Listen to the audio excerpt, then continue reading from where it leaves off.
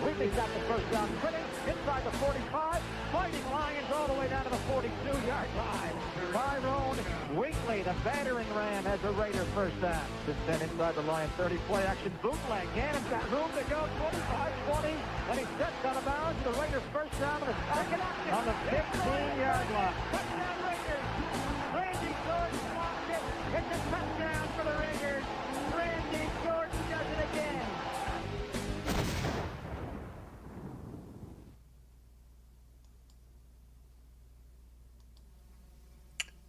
Well, good evening, everybody. How are you doing? Captain Jack is here.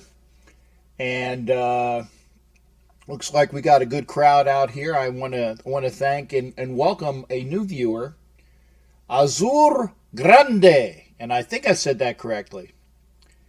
Azul Grande, who is my Titans fan. Great guy. Actually was one of the folks that gave me my first mask that I had gratis. Was a nice Black Raiders mask, which I definitely appreciate. So definitely lots of respect and thanks to him. I'm actually going to get with him from the on the NFL Elite Superfans page. There is there's actually two things. There's like Funko Pops that are made from folks that are wanting to have them made. And, they look really, really good. They're, from what I've seen. And there's also another gentleman that does, like, cartoon images of each character persona. So I'm going to definitely look into both of them. It's nice to have something that you can actually put, if I had my little stand-up Captain Jack figure right here, that would be cool. So, and yes, thanks to Don Webb.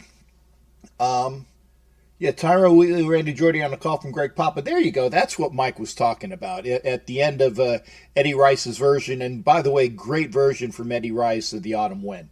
In case you're wondering what we're watching tonight in the reflection, and I'm pretty sure you won't see any scantily clad women. So I'm sorry, gentlemen, if that's what you're looking for in the reflection.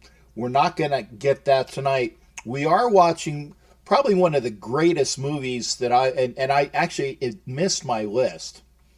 But Bridge on the River Kwai, Alec Guinness, guy's last name is Hawkins, of course. The American. He was just on with the movie today. What is it? Not the Green Beret. Shit.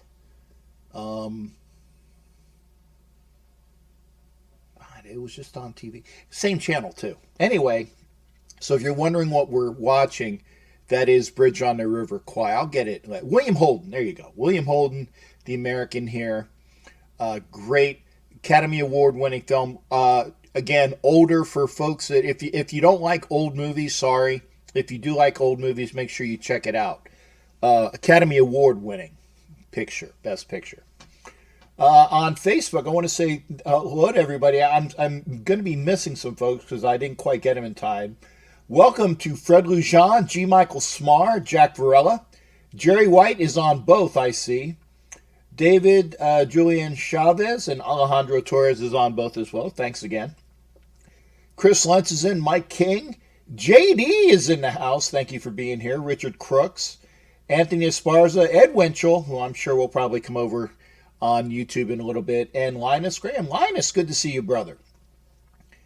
That's my Facebook crowd. Thank you, folks that are on Facebook. I will say this each time. Thank you for being on Facebook, but please, for best reception, best sound, best picture, please come to YouTube. It's right there on the title, right below me. You can see it right here. I'm pointing at it. YouTube.com. See Captain Jack Rackham Livy. Please come over to YouTube. Best picture, best audio. And again, we for folks that are already on YouTube, we have Mike Sarah and Don Webb, who definitely needs a port call in Subic Bay. As stated, Jesus Torres, Azul Grande, and Jerry White. So we have our YouTubers as well. Again, Don Webb, thank you for pointing out. Get the thumbs up here on YouTube. Please do that for me. I appreciate that. And yes, I need a haircut. I need a haircut. In fact, I tried to trim this, and the trimmers I had, you can see this right here, it ran out of battery, so I'm going to have to get this little section over here and trim that up. So I can actually, oh, there's an echo. Sorry about that. I'm going to blame it on Homer. And the reason why I'm going to blame it on Homer is because I was doing the show with Homer earlier, so might have some of the residuals on that. I hope it's not too bad. You need to fix sound. Shit. Echo in mic. Shite. Let me see if I can get that squared away. Again, I'm blaming it on Homer. Let me check the settings here. No, it looks... Maybe I'll pop that down a little bit. Put this over here. Maybe it's over here. Okay. The sound over here. It's better. Good now. Okay, I turned it down. Maybe that was it. I turned the bass down a little bit. Hopefully that fixes it. Let me know. I got really good equipment here, and sometimes it's a little bit too close. Good now. Good. All right, some other folks who came in. Cheryl Moore, Ellison, love you. I appreciate that. Cheryl is always here and puts the feed out. Please put the YouTube feed out for sharing if you can. Janet Rickard. Wow, Janet Rickard. Man, I miss you. And while we have her on, blessings to her. Always thinking about the great person that your husband was, the General Raider Ron. Blessings to you, and thank you for being here, Janet. Always try to think of you as well. We always think of Raider Ron, and we always think of Oaktown Pirate, the legends of the greatest Raider fans that there were. Josie Carrillo is in here, and Aaron Cortez, all good. Oh yes, love and big hugs. Thank you there, sweetheart. Hey, and Kel Rogers is here. Kel is coming in from overseas in England, and I do miss you. Again, if you're on Facebook, thank you for being here. By the way, if you're on Facebook and you haven't subscribed, for folks that don't know, I give out stuff for our subscribers. We are at 755, it looks like, right now. Becky Gutzler just came in. And when we get to 850, I have that Raider prize pack. I have the stuff here somewhere. I'm still blaming Raider Homer on the sound. Okay, I'll get the other stuff that's here. But first off, we're going to have the hard rubber Raider mats. And then we're giving away this, which is the Raider Super Bowl, ticket and coin set. That's one prize. I got the other stuff here. Hang on. Why? Yeah, I knew I had it. Okay. Remember, hardcore Raider car mats. Raider flag for your car. In gray, I like this one. I really do.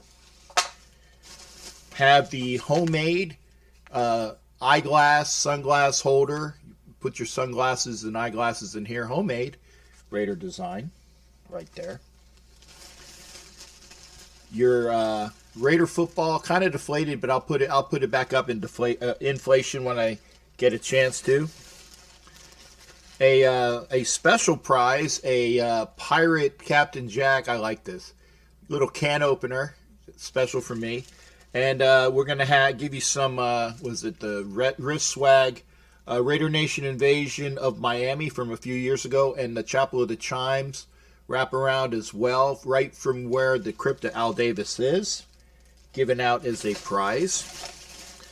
And the last thing in here is the Raider pin set, which is a one-of-a-kind pin set right here. You see, there's the reflection of my computer. You see that. Anyway, it has, Jim Otto, Jack Tatum, George Atkinson, Cliff Branch, Eric Turner, Fred Blitnikoff, and Ben Davidson.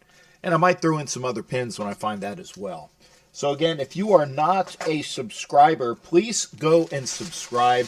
Make sure your subscription is public so I can see you as a subscriber, because that's where I get the list to put the prizes out. Again, easiest way to win, just got to be a subscriber, and we'll be there.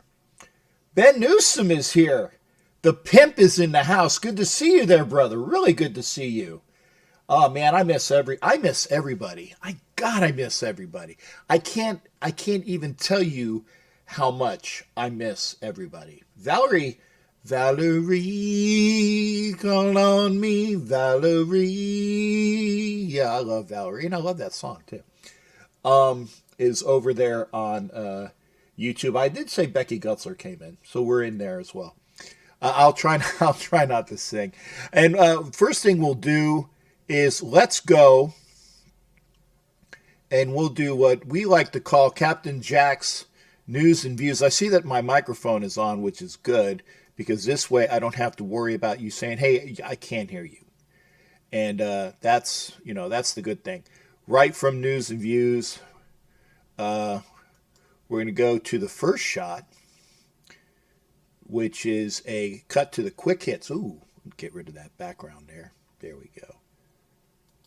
That's a lot better. Quick hits for the week. In the upper left-hand corner, you got Tony Clark, who is a representative of Major League Baseball, the Players Association. And he's on the phone talking to all the players. As you know, the owners were saying that they got their battle plan out there and they're going to come back. But obviously the players got to either go yay, nay, or otherwise. And we're waiting on that. I'd like to see baseball soon. I mean, NASCAR came on today for the first time. No people in the stands. Golf was on today as well. No spectators. It might be that the first couple of events for both of those things are going to be without spectators. But you know what? Better a game with no people than ones where than no games. And as I alluded to in the description for the show, off-season of football used to be that everybody was saying, what the hell is going on? Okay? You make sure that your players are not on any sort of reports, bad boy reports, the police blotters. Well, Quinton Dunbar and Deandre Baker were wanted for armed robbery last week down in Miramar, Florida. The one guy said he was not involved with that. And but they, there's conflicting reports there. They turned themselves in. Dunbar of the, I think was no. Dunbar is not on the. That's a Redskins picture of him getting schwacked. I like that pic. Getting a face full of knuckles. He is actually on the Seahawks now, and Baker is still currently a New York Giant. A former Giant and former Bronco, Cody Latimer, was arrested on weapons charges. Basically, he was out firing shots, all those other things, and God, what else? I mean, a lot of stuff. Guys with weapons. Oh, she's pretty. The nurse that's currently in the shot. You guys can't see it because you have no reflection. And then you got Ed Oliver, who the big defensive tackle who played for Houston, University of Houston, I should say. First round pick from the Bills. DWI, not brandishing a weapon, but had a weapon. Maybe it's because I'm talking too close. Sorry about that. Echo is back. Shit. I'm gonna try to stay away from the microphone. Maybe I'm just on it. So, boys will be boys, but you know what? When it comes to your playing time, you might want to think about trying not to be in the clink. Now, one thing I will show you is that the first depth charts are out, and they are showing the guys that even some of the newer players. Looks like Henry Ruggs right now is going to be starting alongside Terrell Williams. And who else is there? Yeah, Hunter Renfrow in the slot. You got your usual suspects there. Miller, Incognito, Hudson, Jackson and Brown. Obviously, since Jackson was not released, he's going to be our starting right guard. Two tight end sets. You got Darren Waller, Jason Witten listed as number one for right now. And for all you Carr haters, yep, Derek Carr is listed as the first string quarterback. And that's to be expected because, why wouldn't Derek Carr be the first string quarterback? He knows the system. Josh Jacobs is running back. Now, again, this is one thing I do like is that Devontae Booker is already listed as your primary backup. You got Bowden, I should say, is his relief as well. I love Bowden. Just plug him in, man. Lots to do, lots to say, lots to have with Bowden. And again, just looking around, you can see some things there. Some of the other free agents that you see. I don't count on Rod Smith being there, man. And Stanback, that was the first person signed in the offseason, the kid from the Canadian Football League. A lot of promise, but didn't quite fill out in the Canadian League. So we'll see what goes on there. As for your defense, wow, such a big turnover on the defense. Lots to look at. But the thing that I like to see is the fact that there is such a great amount of good people, that's kind of hard to say.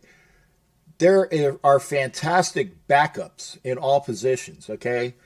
Backing up Farrell is Carl Nassib. He's going to get a lot of playing time. Arden Key, we'll see.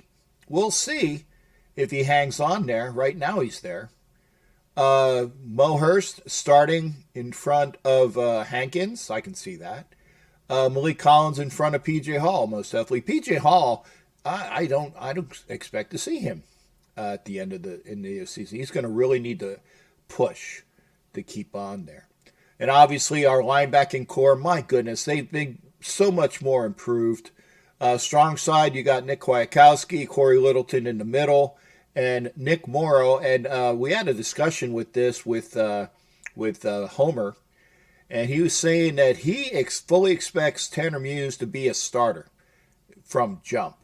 As stated, don't see that, but I will say that I'm going to see some packages with him. Right now, Kyle Wilbur is his backup, but dude, remember, Kyle Wilbur is more of a special teams guy.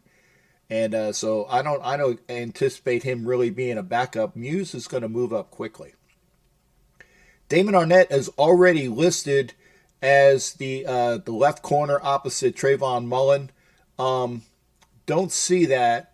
The other thing that is not here is that it doesn't show the addition of Prince Amukamara. So there you go. Backup Arnett to a backup to Amukamara. I mean, that's just straight up obvious. Lots of intrigue into safety help. Abram is free safety by himself. Demarius Randall coming in front of Jeff Heath. He's going to get a lot of playing time. Harris is going to get a lot of playing time.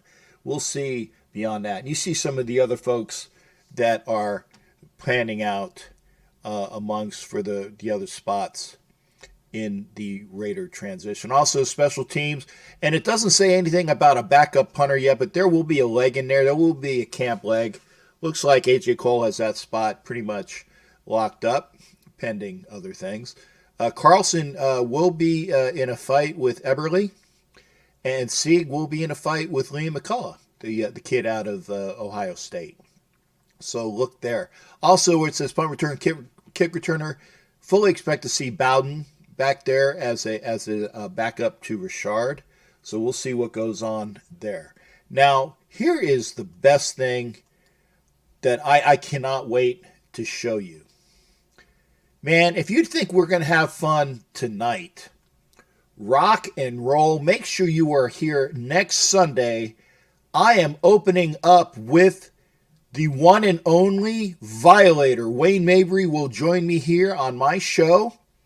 Again, next Sunday, same bat time, same bat channel, 9 p.m. Eastern, 6 p.m. Pacific. You don't know jack about sports until you get a chance to listen to the Violator coming at you live on the show. I really cannot wait to see that. And I know we're going to have a great time catching up with the Violator come next Sunday. So we are back to being here. Again, if you're coming in, thank you for being here. I missed some people. Guillermo Diaz, Leo Soroy. Cooter is in the house. Todd Nielsen. Love to see him. And again, if you're over there on Facebook, thank you for being on Facebook, but please come over to YouTube. And if you haven't subscribed already, please subscribe. And I will say this, that if a fan that's not a Raider fan wins the or wins the Raider bag of goodies, I'm not going to subject him to that. I'll get a replacement prize for him. And then what I'll do is I'll probably give it out at $900. I'm just saying, I have contingency plans in place because we got something at $850 and that's in about, 95 people away. Give me some 95 folks. Let's get that done. Oh, that's right. Yeah. No work on Monday because of the holiday. Thanks for every day is, it's like Groundhog Day here. I forgot that it's actually the following Monday is Memorial Day. So, yeah, you can stay up late. That's a great time.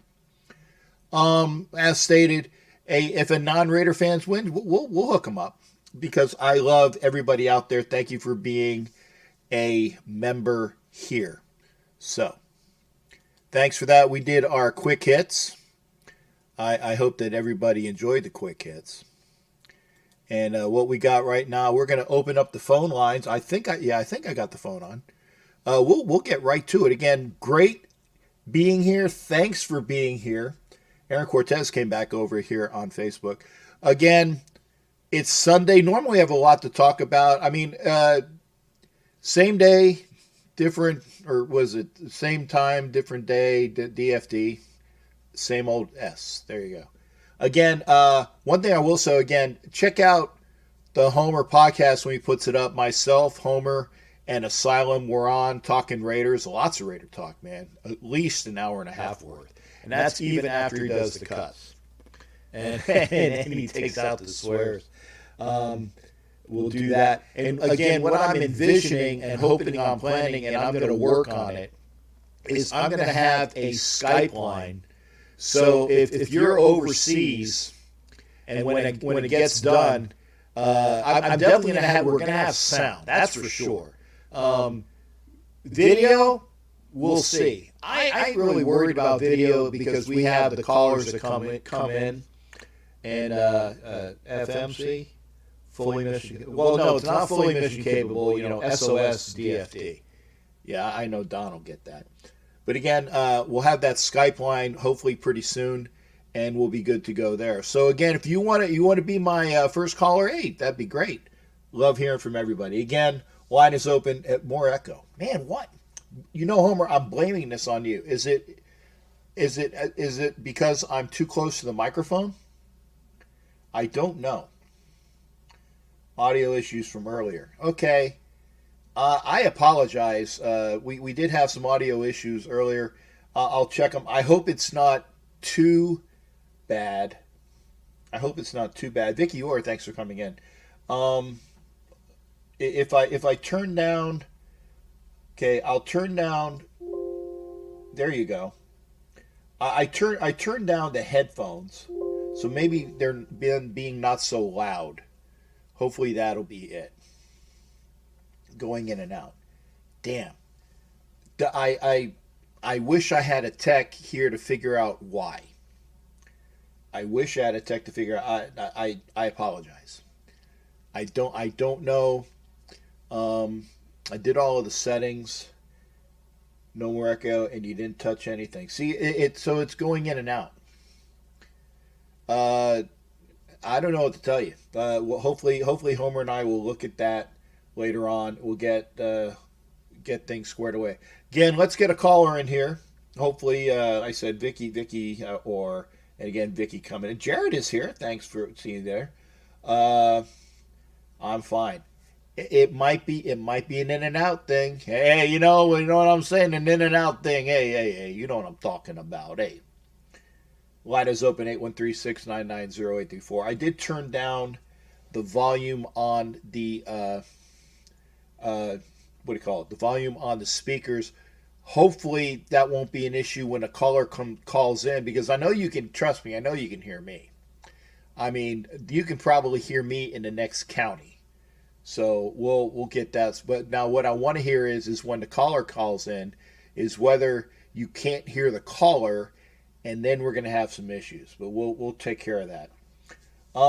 Again, if you are on Facebook, thank you for coming in. We are hitting up on Twitter. We got the Periscope feed from Twitter as well. There we go. Got our call coming in. Now it's Raider Homer. Let me get my cursor over here. There we go. Raider Homer, how you doing, brother? What's going on? I'm going to turn my phone down so we don't have to hear my the volume of my phone. Fuck it. But we can hear you. Homer, what's going on, brother? How are you doing tonight? I'm doing well, man. I'm just calling to thank you, dude, for jumping back into the Raider Invasion podcast, man. I had a great time recording today. Well, it was. Actually, I'm going to turn this light off back here. There's a bad reflection from that. There we go. I didn't want that disturbing all the folks as well. I had a ball. And actually, the only bad thing that I didn't get a chance to do tonight is normally I do like a promo video, but I was so intent on getting things done for you and getting some of the last minute things done here. I didn't put out a promo video, but you know what? Such is life. Hey, everybody knows to come and watch. I just shared the video anyways, right? Plus, you're going to have more content, right? I'm going to send you that MP3 file. You can upload it to your YouTube channel. Yeah. You know? Oh, I according to Vicky, I got to take a shot. Sorry. Oh. I What's up, Vicky? How you doing? I dropped an F-bomb. Sorry, guys. And again, now Homer knows how many F-bombs I can drop in a 10-second span. Okay? And Asylum knows now. Now he knows, man. Asylum knows, Homer knows. And y'all know I try not to swear on my broadcasts, okay? I try not to. Now hey, when that's it's a big feat, man. Congratulations. I'm glad you did. right, but when I go out with Homer and and Homer knows it's not him. Homer knows I don't blast on Homer. Yeah, sure. Hey, fuck you, okay? And there's another shot. There you go. But Homer knows it's not him. I get really upset at technical stuff when I can't fix it or there's something that's messed up. And wait, let me do my quick shot here.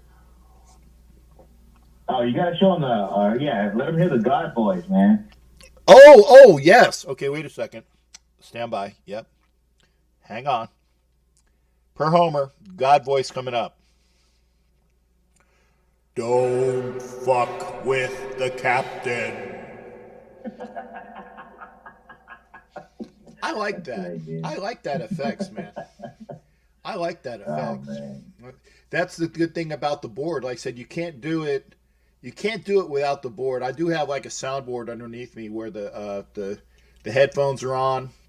Although I don't know why I have my headphones on because maybe it's just I can hear me. I can't hear Homer out of that because it was remember Homer when we did that when we did the recording and it was coming out of the jack and I could hear you here.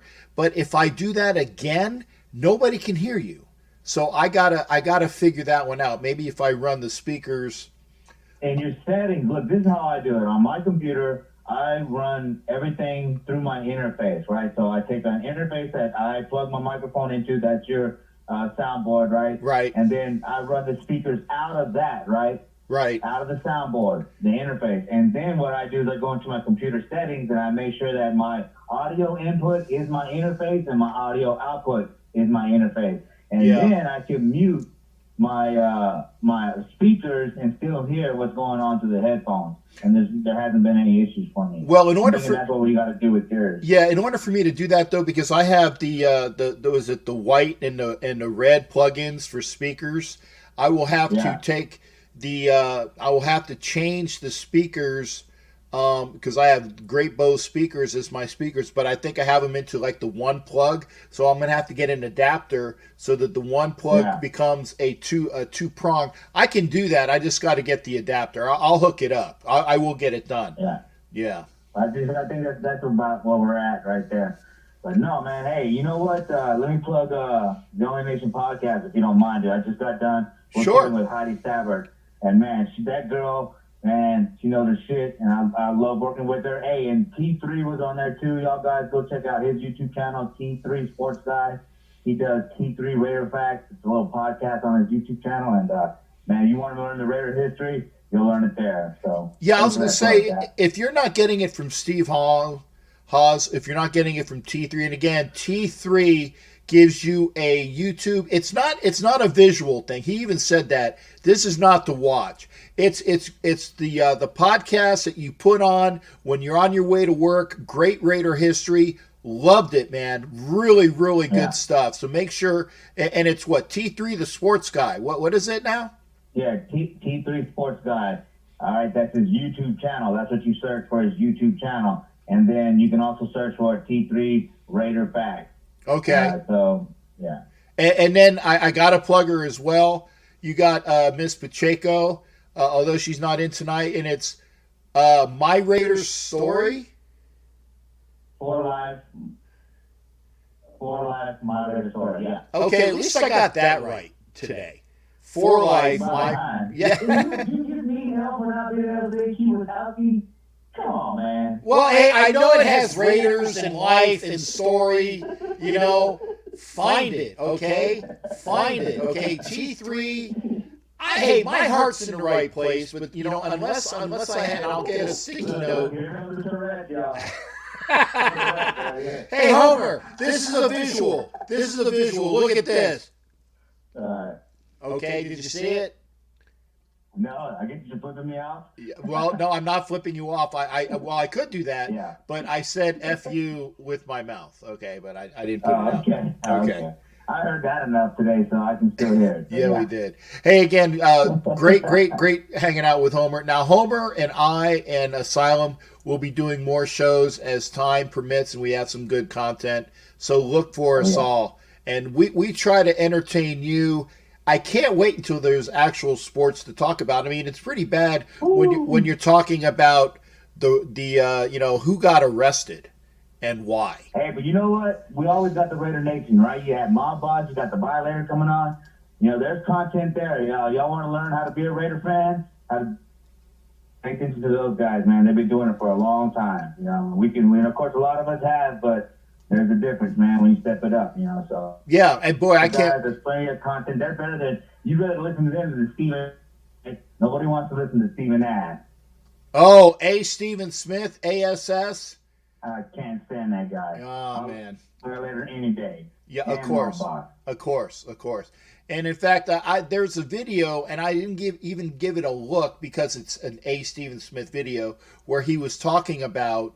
The baseball, apparently, and I don't know exactly what was said, but my boy Harper of the Phillies apparently was saying something about, the incoming season and, doing stuff there.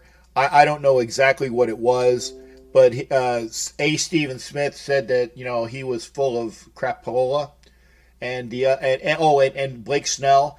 These guys, these are the workers, man. These are the players. And if they have an issue, and by the way, thank you for coming in, Heidi. I see you. And Dottie Bill, thank you for coming in. Hi, Heidi. See, he says Heidi. And, there you go. And Ed Winter, Ed, man, don't be so negative. Ed, leave Derek Carr alone. No, right, Ed, leave it alone. No. It wasn't nothing about Carr. And this is a direct quote. It says, "It sucks. There's nothing to talk about." That's why we're here, man. This is stuff to get. This is talking with family. This is a broadcast with family. A broadcast with family. Okay, because we're going to talk. We're part of the team as the Raider Nation, as the Raider Nation. We're as much a part of the team as any player in my mind. We go to the games. There is no NFL without the fans, and some fans do it in a different way than others, but there's content, and especially in the information age, So, listen to the Raider content creators, So, yeah, sorry. Hey, no, we're trying. And like I said, if you want to talk, this is the place to do it. You're with family. It's like, what I like is the Blue Bloods, the show with Tom Selleck as the New York commissioner, the cop, and they have dinner every Sunday, okay? And I'm not from a big family, okay? But this is a typical, or I should say typical, but the stereotypical, there you go, the stereotypical Irish family with lots of people sitting there for Sunday dinner, and they get together once a week for sure. Huh? Never mind. Well, I'm just saying, but it's great because you get together with family for dinner and you talk about stuff, and you talk about what's been going on during the week. So until there's something to talk about, we'll talk about here, and that's why I give it up. After 5 minutes, and Homer's up at about 10. Don't be trying to kick me out. Who's gonna do it? I'm just saying. Now I put it on like right around at the 5 minute mark. So you do it. You don't want to kick Homer out. Don't do it. Well, anybody is allowed to kick Homer out because, again, about 12, I'll do it myself. But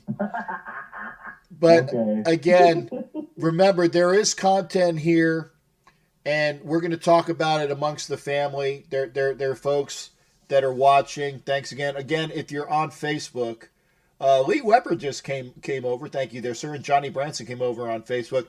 Please come over to YouTube. It's easier for me to watch the comments on one thing. And Hollywood came over too. Hollywood. Thank you. That you can share from YouTube to any social media site. That's the key with YouTube. Almost everybody has YouTube on their phone. There you go. Yeah, I mean, if you go to YouTube, there is a share button on YouTube. Just like they have that share button on Facebook, there is a share button on YouTube. And I love it because you can, like you said, you can go from YouTube to Facebook, YouTube to Instagram, YouTube to Twitter, everything. Twitch, go ahead and I got a follower on Twitch, man. It's great. I only need like. What? I don't even have the Twitch account. Congratulations. Yeah, well, I mean, it was the one thing that my buddy, who is a younger guy, said I had to have. So I started with Twitch. So I got. That's where the gamers are on there. They kept site afloat for a while. That was a big gaming, video games. Yeah. So I feel cool. I'm with the younger folks. I got a Twitch account, so there you go. Oh, you're cool. You're one of them makes you cool, right? I'm cool, baby. Hey, again, Homer, I am gonna open it up. It's always good talking to you, brother. Remember, make sure you go over to the Raider Homer channel. And he's going to have. He's got. I want to open it up.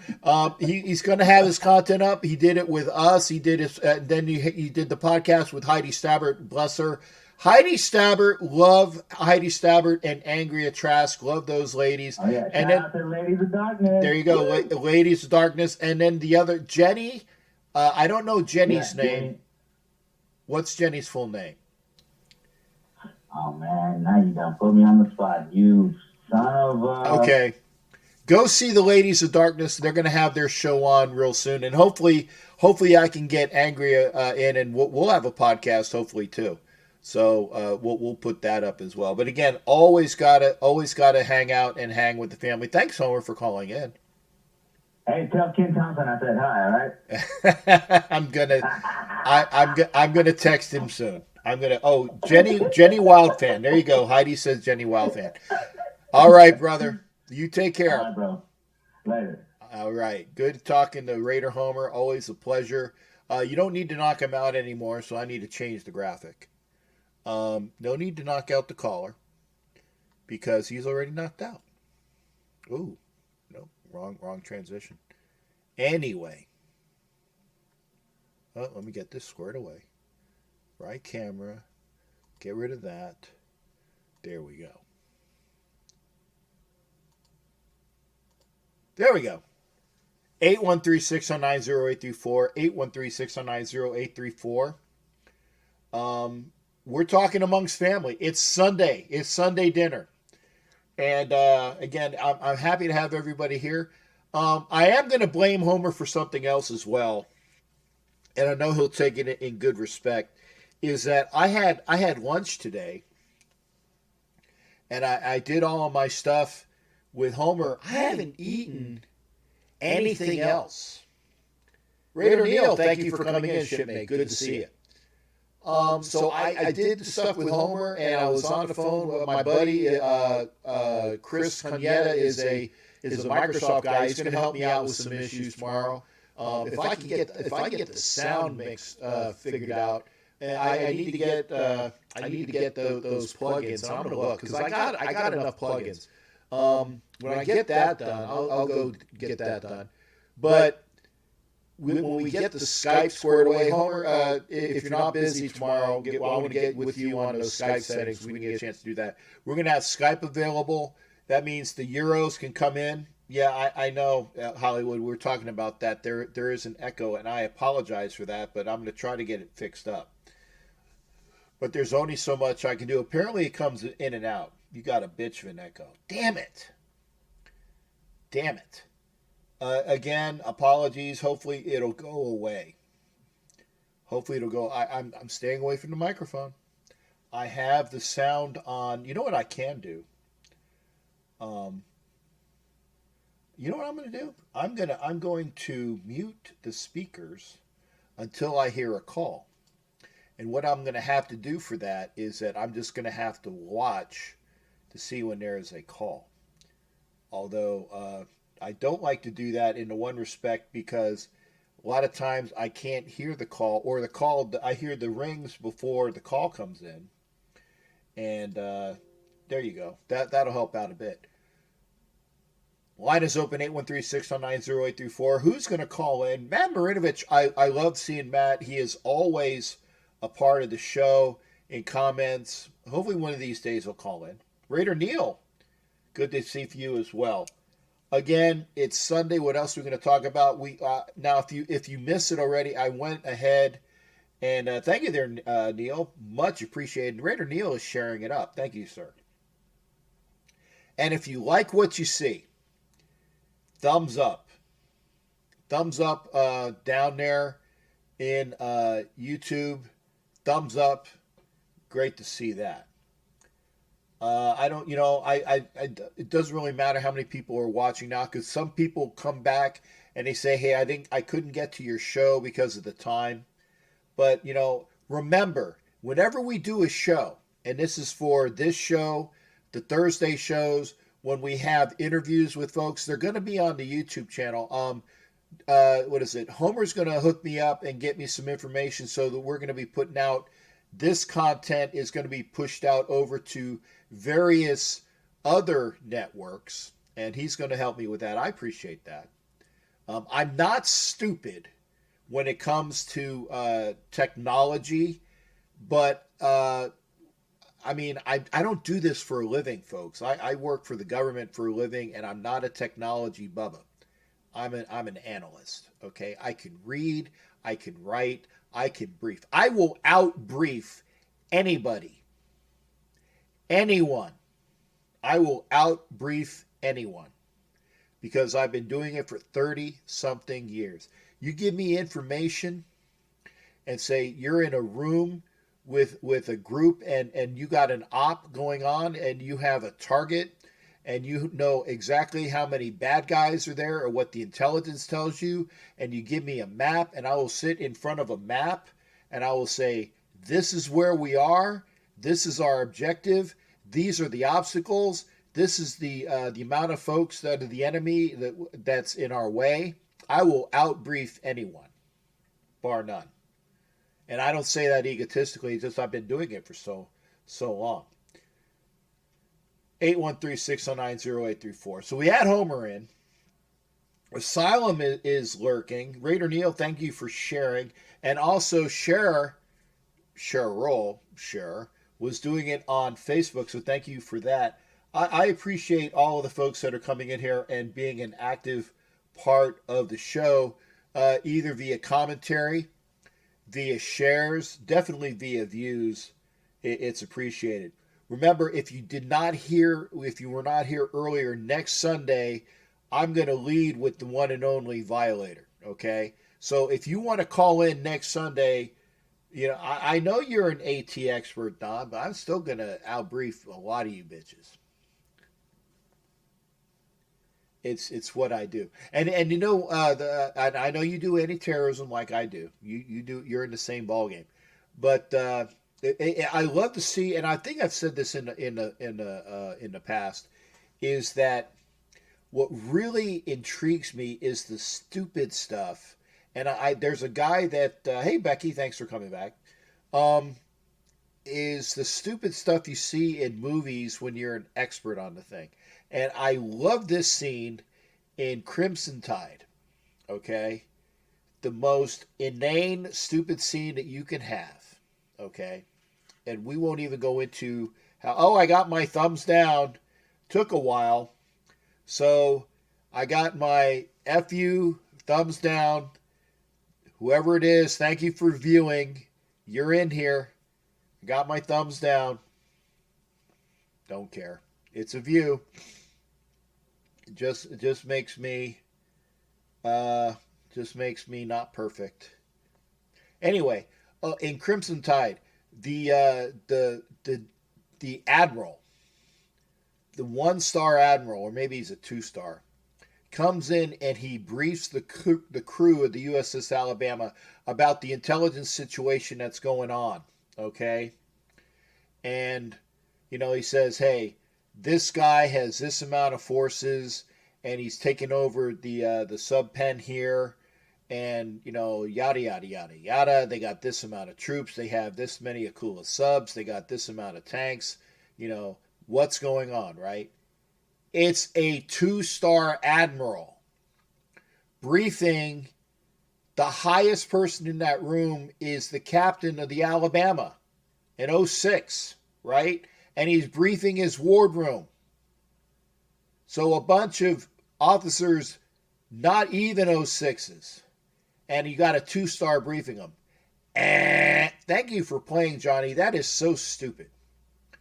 Because Chief Levy would be briefing that. Chief Levy, in my iteration right before I retired, would be briefing that. Paranoid about travel, surroundings, environment. Yeah, you got it there, Don. I tell you, I actually want to do that, the AT course. Again, Don and I are professionals in this, so it's one of those things where we've done this for years and years and years. It's second nature, and there's a lot of things going on out there. So make sure that whenever you are going, you're going on trips, make sure you're safe. Lance Sanfilippo, thanks for coming in as well. Remember, come on over to YouTube. Hey, there's no callers. We had Homer come in, and we had other folks, and I turned the volume down. So I don't think I missed a call. Let me put my phone. Okay, so I try to keep, when there is a caller coming in, and I try to keep my phone available so I can see it here as well. But it's Sunday. Let's talk. Again, if you're wondering what the reflection is in the picture, we are watching Bridge on the River Kwai. Alec Guinness, prior to him being Obi-Wan, as the senior British officer, SBO. Yeah, that's an acronym. I learned what that acronym meant was the guy that he was just talking to, who was the senior British. Oh, good. Don Webb is calling in. Outstanding. Don, good to hear from you, brother. How are you doing? Let me turn the volume up here so other people can hear you. Go ahead, Don. Talk to me, brother. Man, all these guys getting arrested. I think somebody needs to have a little briefing with about 5 dudes or more. Okay. Briefing of NFL, like you're a professional, act like it. Yeah, and actually, remember when the kids had the rookie camp? Yeah, random echo. I gotta put the volume up there, Becky. Unless you guys will not be able to hear the caller until we fix that. I'm gonna have to work on it. Apologies for the echo. We're gonna try to get it fixed for the next show. I hope it's not so blatantly horrible. I just hate that, but that we're gonna have to work on it. But yeah, remember in rookie training, the rookie camp when people were drafted, and there's the shower scene with some good looking Thai girls. Giving them baths. Not that we've ever had a bath in Thailand before. Anyway, They gave the brief of what you should do, what you shouldn't do, how, if you're running with a posse, try not to do that anymore. All of those different things. How to be smart. I really think that there should be somebody for each NFL team that makes sure that their players are not being stupid in the off season. And the Japanese patrol just happened upon them, so we're going to have some bloodshed pretty soon. I'll give you a play-by-play. What movie is it? Bridge on the River Kwai. Oh, that's a good one. Yeah. I said, and remember, this is Academy Award-winning film. The girls are being the girls were being the Japanese patrol came upon the women, and Jack Hawkins just threw a grenade, which got the bats out of the trees, and now they're firing upon the Japanese patrol, and you see a whole shitload of bats. I guess, that's another shot for me for saying the S word. There we go. Well, I was in a bar with a bunch of sailors, and at the time I was, I think E3, and they were all, chiefs or above. And the bartender said, "Hey, Airman, go be the bartender. I got to take a leak." She set me up. I poured beer perfectly. She came back to, dog my ass out and said, "Hey, you're fired. We need real chiefs over here to pour beer." But it was one of those F-bomb, F-bomb, F-bomb. Well, it wouldn't be a sailor's bar without some F's flying. You got that right. Jesus. And according to Heidi and Homer, the echo goes in and out, so it's really nothing I can do about it. So I will try to fix it for next iterations. Yeah, I couldn't tell because, you tried to lower your volume down on your headset and got away from the microphone. I couldn't understand what was causing it either. But, yeah, I don't know. I don't know. And the microphone is really good. So, at least we've upgraded that. Yeah. But let's talk about that Raiders backfield and the defense. Oh, thank you. I'm Some sports talk. What they're going to do with Joyner, honestly. Now you're talking Lamarcus Joyner in the Raiders defensive backfield. Okay. Yeah. Let's see if we can cut to that. See if I can get my slide back up here. Let's go here. Turn that back on. And okay, there we go. Oop, I got an extra graphic in there that I don't need. Shit. Pardon me there. I'm going to get rid of the extra graphic and then fade. There we go. Okay, so we got the defensive up. We are talking the funny thing is that this can't be a misprint, but I don't see him listed. Am I missing it? I think I don't know. I just know they paid him a lot of money. Yeah, if you look at that, and I'll show you this there, brother. If you look, it goes left corner, Arnett, and then his backups are Lawson, Keyshawn Nixon, Ken Crowley, and Dylan Mabin, right? That's at left corner. Strong safety is Demarius Randall with his backups Jeff Heath, Eric Harris, Dalen Levitt, and Javin White, right? Free safety is Jonathan Abram, according to this. And then right corner goes Trayvon Mullen, Nick Nelson, Isaiah Johnson, DJ Killings, Jordan Brown, and Madre Harper. Oh, okay, here it is. Okay, it's right in front of me. Lamarcus Joyner is listed as the number one nickelback. No, not the rock group. Okay. So he's listed as the nickel. So he's first string as the nickelback listed. So he's first off the bench in the nickel. So my point is they're paying him quite a bit of money to be that position, in my opinion. Yeah, but then again, they can't really cut him in the fact that I mean his positioning now, he's making at least, I want to say, $4 to $6 million, somewhere in there, and it was guaranteed. So if it's guaranteed, you're going, unless you are screwing up so royally. Okay, and now that you got Prince of Mukamara out there too, remember he wasn't even on this listing. Yeah, I'm sorry, Neil, I didn't see it. Listed. I was like, where the hell is he? And no, I'm not drinking for hell. I'm not drinking for hell. Anyway, I think our pass rush is going to be better than what people think. That's for sure. Well, with Carl Nassib there, with Farrell, with Max Crosby, with more push in the middle, with Hurst starting, Hankins behind him. The kid that we got from the Cowboys, Malik Collins is there.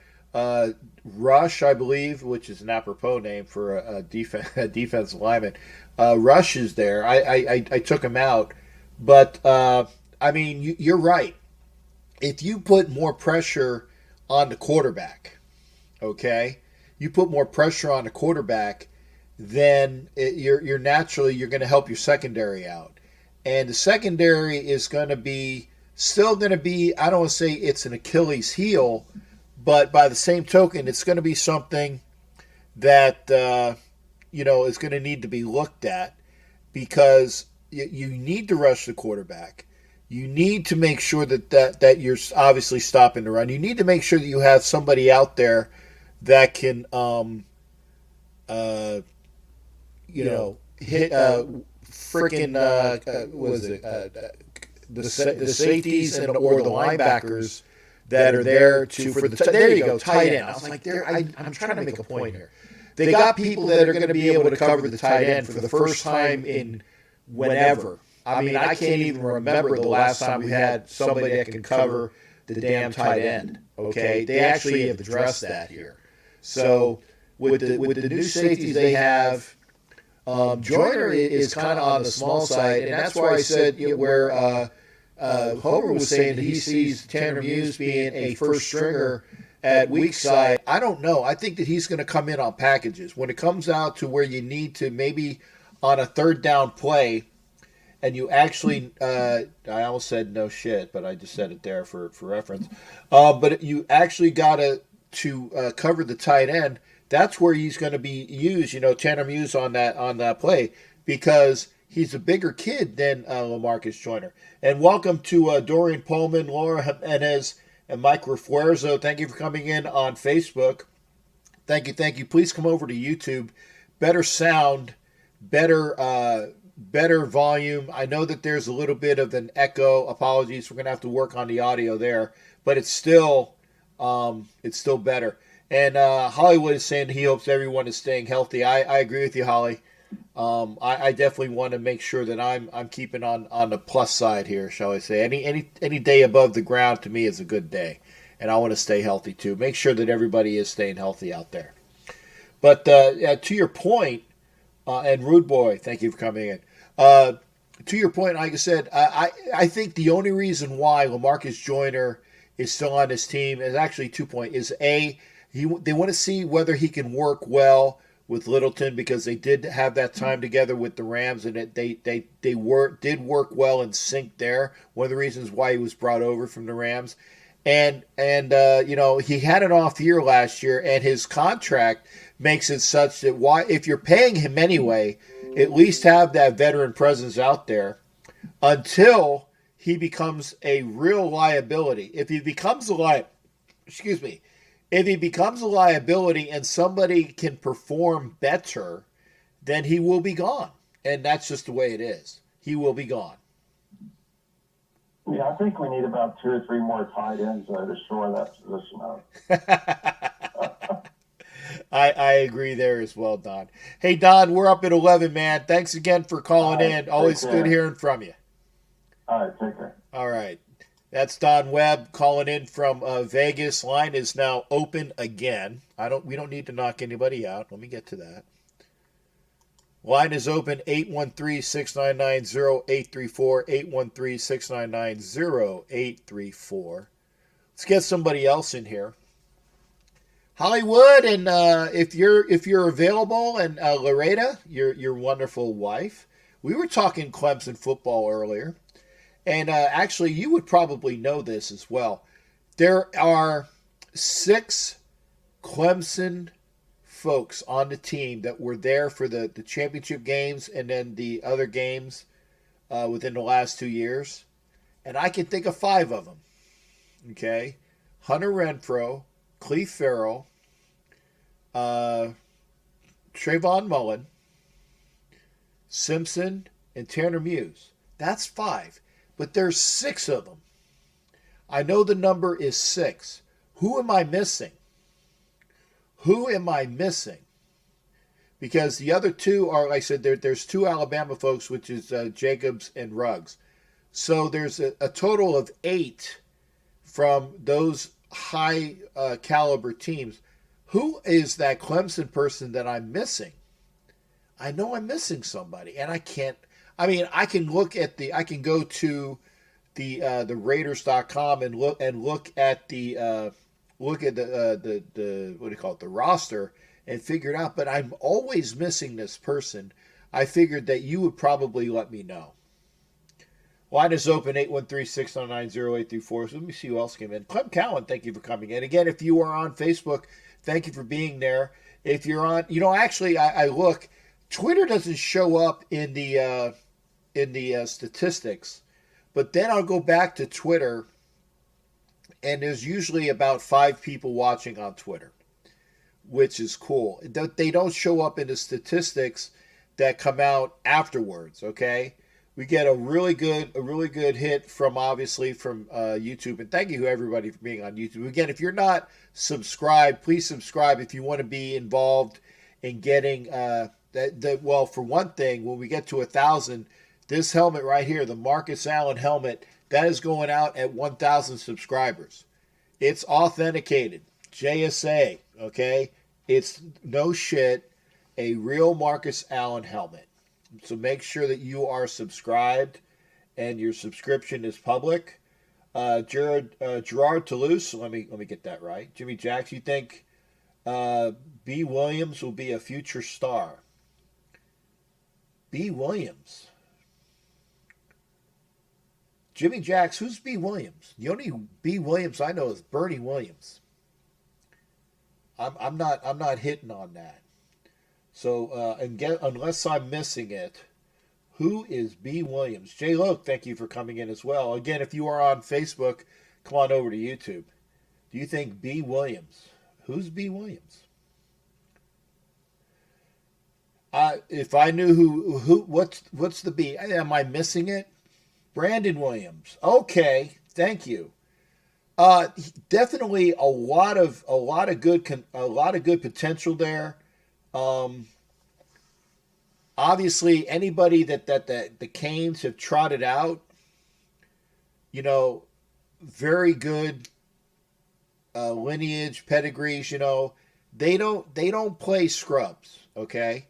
And as Tommy would say, and Tommy is definitely. Tommy would say that anybody from the place for Miami is wonderful, but I think that he definitely has the potential. Salman Nasser, thank you for coming in. I don't know a lot about Brandon personally, but I know that the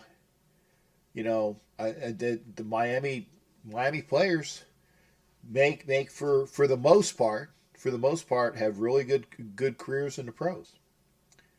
So again, I apologize. Okay, so good. So again, thank you there, Hollywood. People were saying that there were 6 Clemson players, and I always counted the 5. I always counted the 5, but there was an article that said that there were 6, and that's why I kept getting upset at myself. I said, who am I missing? Who am I missing? And I counted the 5. So there it is.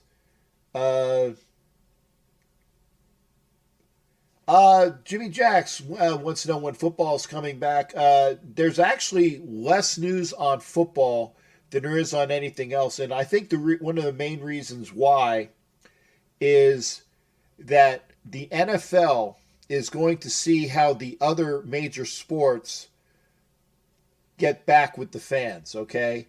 If you were not here earlier, NASCAR came back today without anybody in the stands, okay? Golf came back today where they had the tournaments where there was nobody out there, okay?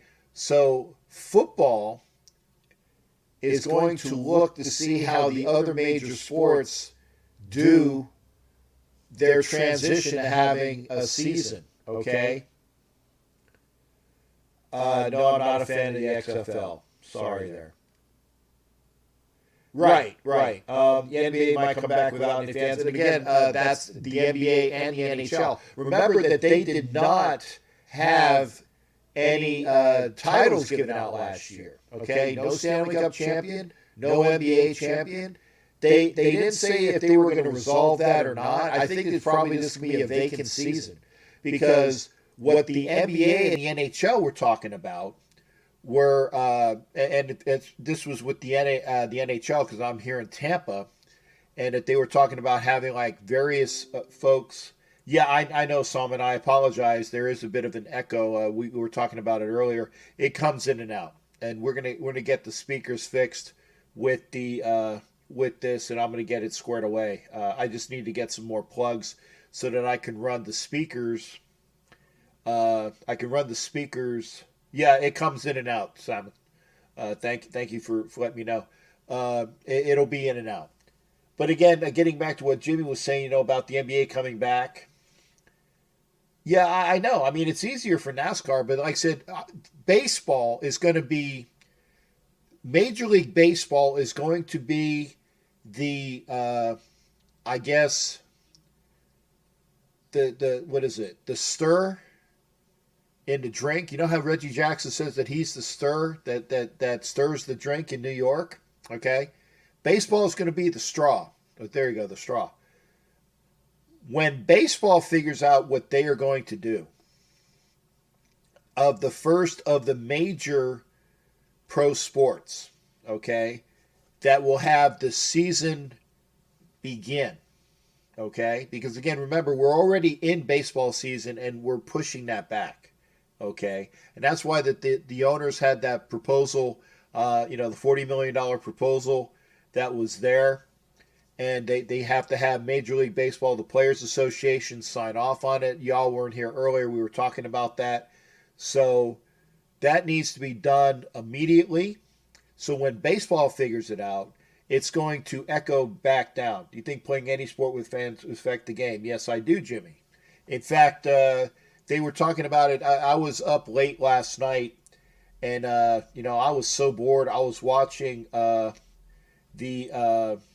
was it the KBO, which is like the Korean baseball on the channel, just to watch some baseball, live baseball. And it was, they had the Boog Shambi was broadcasting, and the other gal from ESPN was broadcasting. We were having other people coming in. And there is a missing ambiance to the players playing in front of empty stadiums because they get their juice. They get their juice from the people that are in the stands. That's where they get that extra juice from. And the guy reminded him and said that, remember, these are professional players, and they got to remember that they are being paid money. Okay, they are being paid money to perform their craft, which is play their games with or without fans. And it's such a point that they're going to have to know that maybe they're not going to have fans for a little bit. Yeah, it's going to change the total level of what's going on with sports. So, but again, wouldn't you rather see a real game? A real game, even if it doesn't have fans? Wouldn't you rather see a real game that counts? It's a real game, other than like the virtual, like they had, like NASCAR had the virtual tracks. I mean, I want to see real games. Okay, but again, the players, no matter what league it is, the players got to figure out what is best. Let me do a quick change here. They have to figure out what is best for them because, again, they are the product. They are the product. So I appreciate your questions there, Jimmy Jackson, Salman Nasser. Welcome aboard. If you are a Raider fan, even if you're not a Raider fan, make sure you hit the subscribe button and go ahead and hit me up. If you want to talk about it, line is open, 813-699-0834. We've been here for about a little over an hour. About an hour 10, although I had my intro, which like I said, as you guys know, I do the intro about 5 minutes till, just to get things going, get the things squared away, put up on Facebook and all those things there, get the ambiance going. There's that ambiance word again. Make sure the people are here. And it gives me time to do the cuts. Because we are broadcasting, again, we are broadcasting on YouTube, we are broadcasting on Facebook, we are broadcasting on Twitter, and we're broadcasting on Twitch. So we want to make sure that everybody is out there. Am I the biggest Raiders fan? I don't want to say that, Jimmy, because I don't like to say I'm bigger than anybody. I'm not bigger than I am a very vocal, true Raiders fan. There are plenty of Raider fans out there. I am a recognizable fan. The Raiders are the biggest part of my life as far as sports goes. But I'm not going to say I am the biggest Raiders fan because there are folks that are more well known than I. In fact, next Sunday we're going to have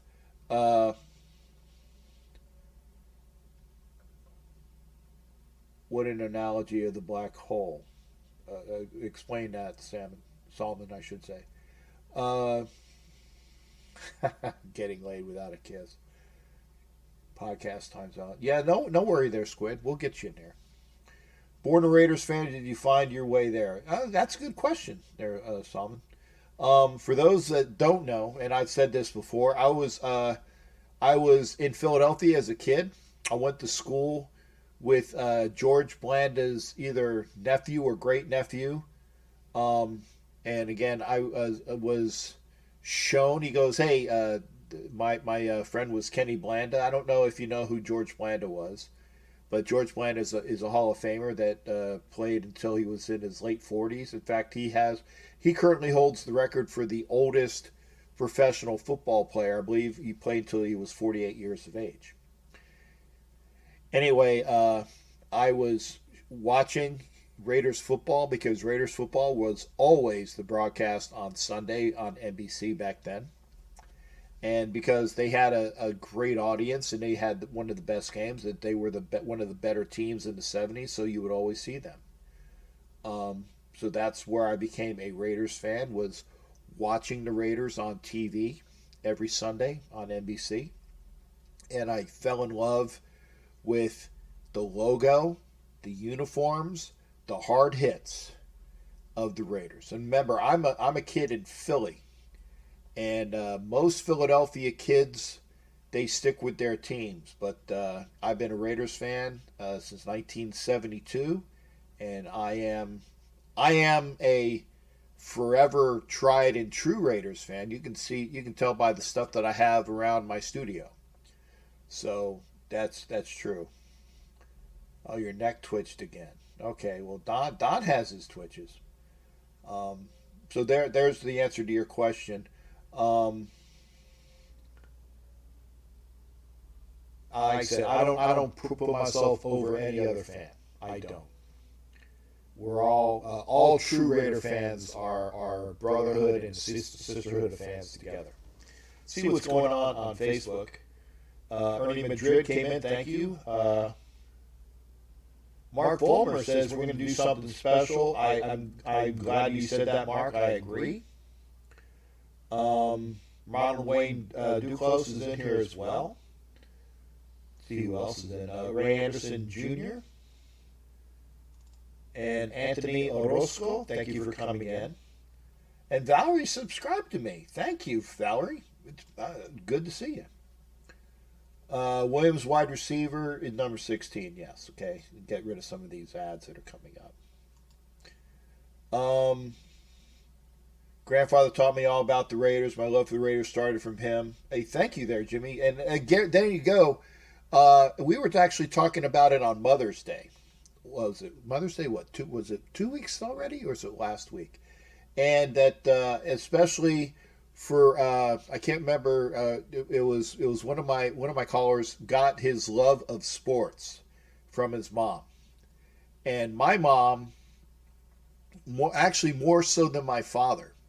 My mom was a fan of sports, and I lived in Philly as a kid, and we lived right down the street from Veterans Stadium, which was where the Phillies played prior to it being demoed for their new field. And, going to the ballpark, watching sports there, and just getting out the atmosphere of watching a game with the fans and everybody else, watching the Flyers play. I didn't see any Eagles game, but again, watching on TV to watching my Raiders, okay, I got that from my mom. You got it from your grandfather, so blessings to him, rest in peace to him as well. Grandfather taught you all about the Raiders. So there you go, Jimmy. Good to see you as well. And thank you for welcome aboard. Good seeing a new name here. New name here. I appreciate that. Hopefully we'll have you on more. And again, go ahead and call in. A individual from Japan also. Now I know that Toru is one of my Japanese listeners. I don't read kanji, and I know that this person is in Japan. Good to see them as well. I haven't seen them since was it Mecca years and years and years ago.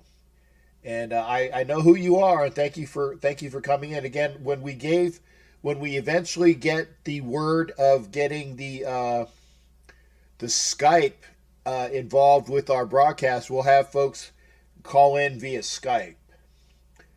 Jimmy Jacks, Tatum, 1971 graduate, Ohio State. See, Don is an OSU guy, so he got his Raidership, shall we say, through his love of the Buckeyes. Okay, and there you go. And that's what gave it to him. Don is an Ohio State Buckeye, and when Jack Tatum went number one to the Raiders. And by the way, and I'll see if Don knows this, what was Jack Tatum's first number? See if Don knows. Don't look it up. Immediate. I want to hear from you. Don't look it up. Jack Tatum was the man. I said that. Remember, one of those things I'm giving out is one of those pins that has Jack Tatum's name on it. What was Jack Tatum's original number? Don't look it up. I want to know. I know what it is. I want to see if you guys do too. So again, Jimmy Jack's got his love of sports through his grandfather. May he rest in peace. And we're still looking for calls. As I read the comment line, I appreciate getting a chance to have everybody involved. It's one of those things where, because we had it where Homer actually asked on his show what was Jim Otto's original number. I knew that.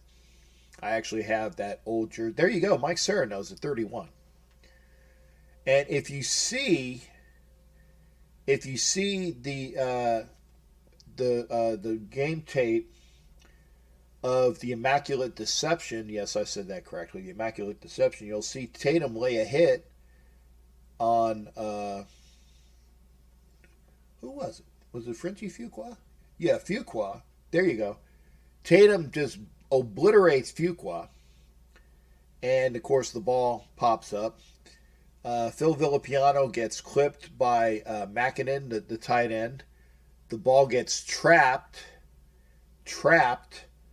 by Franco Harris. You don't see the bottom of the ball in the video, but it's trapped against the ground. They call it a reception. And even back then, the fact that it went off of Fuqua shouldn't have been a reception, because in those rules, in those days, if the offense player touched the ball and they couldn't touch it again. No, I did not watch the golf match, Jared. You can tell me about that. Jared usually calls in. 73 Reggie hit out at Detroit Stadium in the All-Star game. There you go. Don Webb, what was Reggie Jackson's number on the A's before he became 44? And I got the jersey. I wore it one of these times when we were talking sports before. What was his number on the A's? I got that jersey. I love that jersey. So we're talking about why did he change it to 32? Because 32 became available. Mike, it wasn't available during his rookie year. And when it did become available, he changed it to 32 because that's what he wanted his number to be. So saw that today. It's NFL's 100 best plays. The Immaculate Deception. The Raider Neo pops in. And again, if you like what you see, thanks again for sharing it. Thanks again for the thumbs up here on YouTube. And remember, we have a lineup. Ruben Martinez, thank you for coming in as well.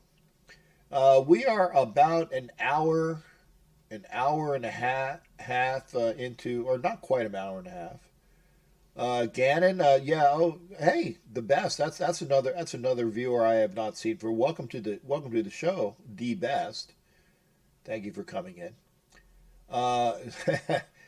We all miss Gannon except for his last game. His last, let me say, postseason game. His last postseason game. Yeah, 32. It went from 31 to 32, Don. And he didn't have 32 originally because, again, it wasn't available. This is what I was told, so we can check that. And the best, Mrs. Gannon. Real game like a massage in South Korea. We're getting into territory that I don't want to dwell on. Remember, we do have ladies in the house too. And again, if you'd like to call, Don called in. Good day. Jared will probably call in a bit. Yeah, there you go. Thanks. They're the best.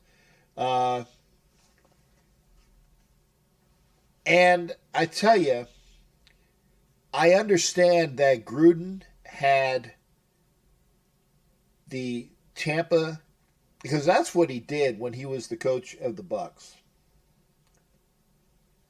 is that he made sure that he ran Gannon for the scout, against the number one defense, the Bucs number one defense. So again, Kiffin's defense, he gave them everything he needed so that they did know where they should play.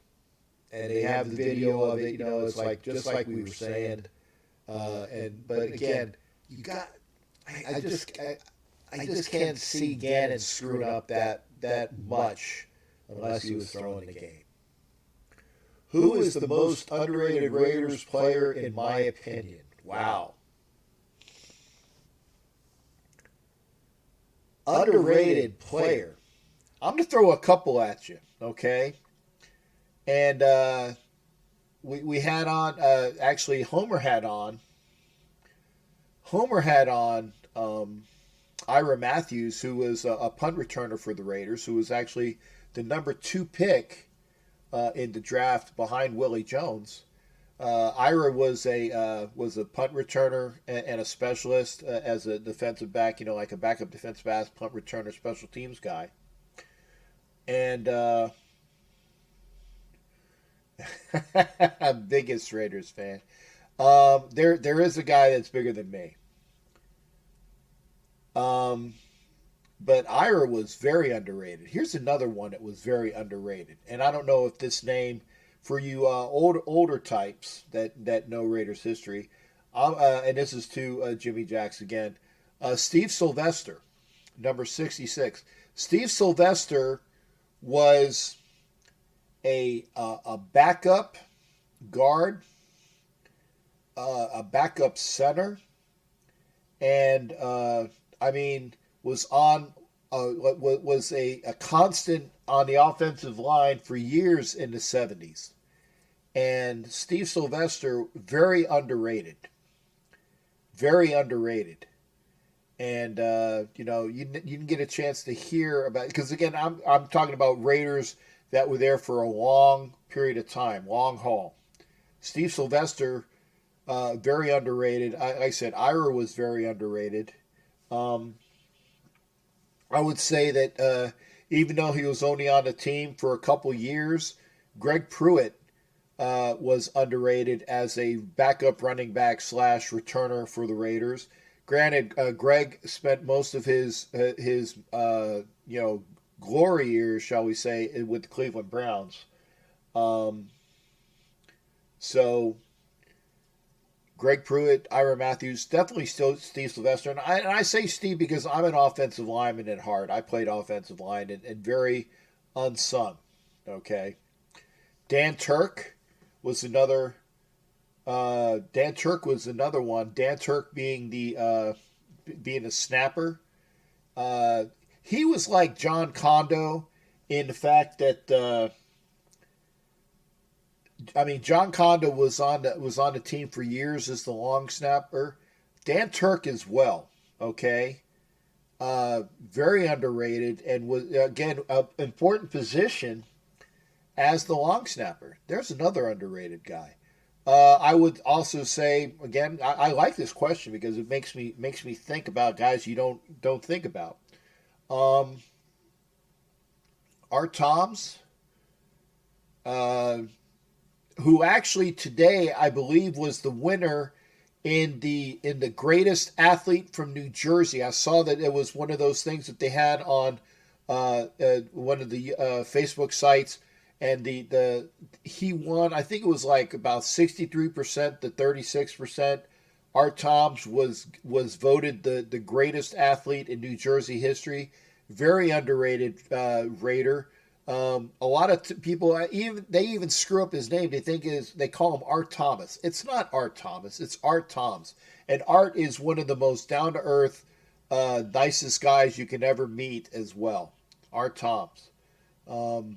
Dan Connors, the middle linebacker, number 55, kept that Raider defense together in the earlier years. I would say late 60s, early 70s. Dan Connors at middle linebacker, the quarterback for that Raider organization on defense. Demaya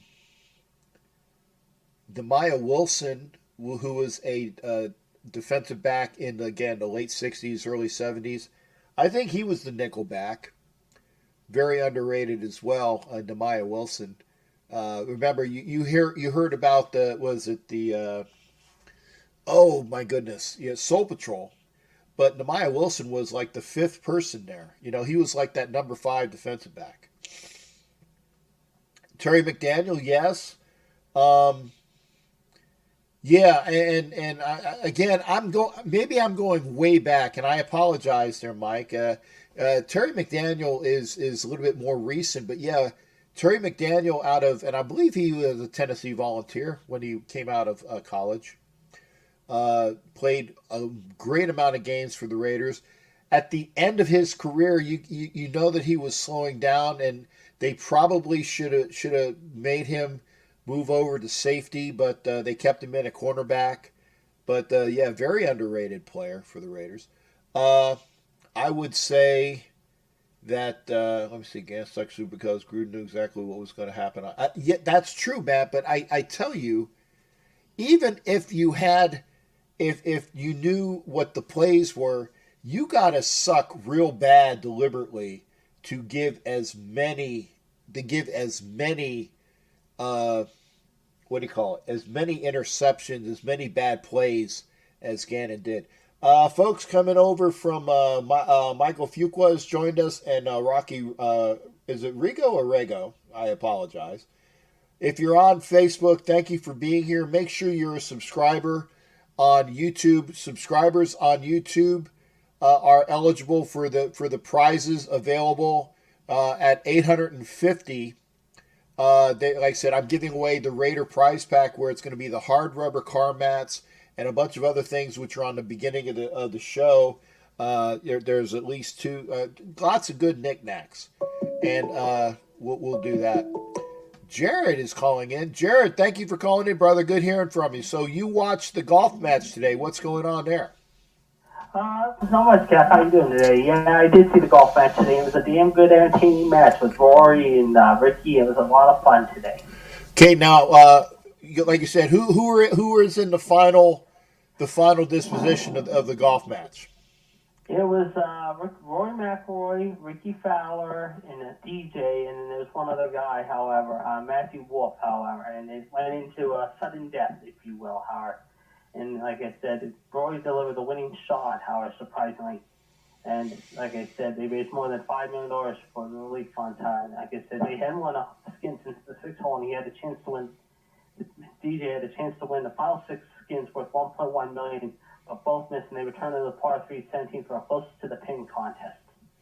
Okay, so it was like a skins game on TV. I was wondering when they said it was on Sunday. I said, well, how do you have? And so it wasn't a tournament; it was just an event for Sunday then. Yeah, it was an exhibition, sort of in a way. I mean, you had 3 good golfers and one guy who is 21 years old. Like I said, this Wolf guy is 21 years old, but. Yeah, it says the final carryover game, McIlroy and Johnson, $1.8 million for the American Nurses Foundation. Fowler made $7 million and Wolf made $1.1 million for the CDC Foundation. So it was a lot of fun. In fact, Wolf, however, surprisingly had the 2 longest drives of the day, however, believe it or not, Howard, both on par 5s. One was 356 on number 2, and on number 14, 368 yards. And Fowler had 7 birdies, which $270,000, however, on each. So it was a good thing. Let's just say players carried their own bags, however. They interviewed Bill Murray, my trip to talk to him, however, Sky Power, and they had the president on board. I didn't get to see that part, Howard. I was down about getting something to pick up dinner. But yeah, it was a lot of fun, Howard. Now we got another match coming up next week when Tiger and yeah, I was going to ask you about that. It's next Sunday they play. Yeah. Now you said that the players carried their own bags? Yes. Wow. Okay. That's cool. I mean, you know. They were in shorts, too. I mean, it was like 85, 87 down there at Seminole, and they had a good time, Howard. Like I said, they'll play next week. This match next week, of course, raised $10 million for COVID-19 efforts. The real challenge is going to be coming up, Howard, obviously, in about a month from now when they play the Charles Schwab Championship at Colonial in Fort Worth, Howard. Okay, so that's going to be the first 4-day, quote-unquote, real tournament, and you say that's in about a month? June 11th, yes, at the Charles Schwab at Colonial, and they said they will not allow fans for at least a month, perhaps longer, depending on how it goes. Players will have access to charter flights and a designated hotel, yes. Okay. Well, and you know what? And like I believe that Jimmy Jacks was saying, like, when are we going to have quote-unquote sports? We need to have somebody set the bounds, okay? Which is why I'm waiting to see what is done by Major League Baseball, what is done by the NBA, the NHL, because these are the big spectator sports, okay? And oh, by the way, remind me to tell you what happened with Barrett Robbins. I will test to this. It's not been proven, but it's some of the conjecture of what happened with B-Rob prior to the Super Bowl. But yeah, I want to see what the like I said, when baseball and basketball and hockey, because we got to see what the big sports do. You remember NASCAR, you have people away. They had that today, actually, in Darlington, and talking about baseball. We did lose someone special in baseball a few days ago in Bob Watson, who passed away at the age of 74 of kidney disease. Yeah, and I remember watching Bob play for the Astros and for the Yankees, and for Bob was a like I said, a very constant I mean, Bob could hit. I mean, and just park some home runs, and that was probably his best asset. I mean, he wasn't much.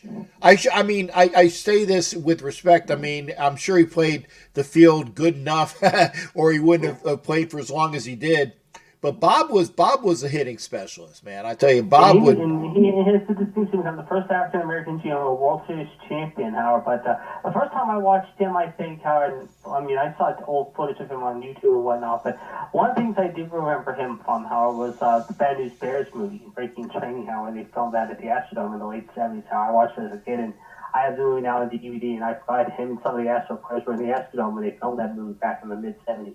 Yeah, I remember that portion. That was kind of like, I mean, you would see like the sports cameos, like in Paper Lion. You would see some of the real Detroit Lions in there. Bad Breaking Training with the Astros.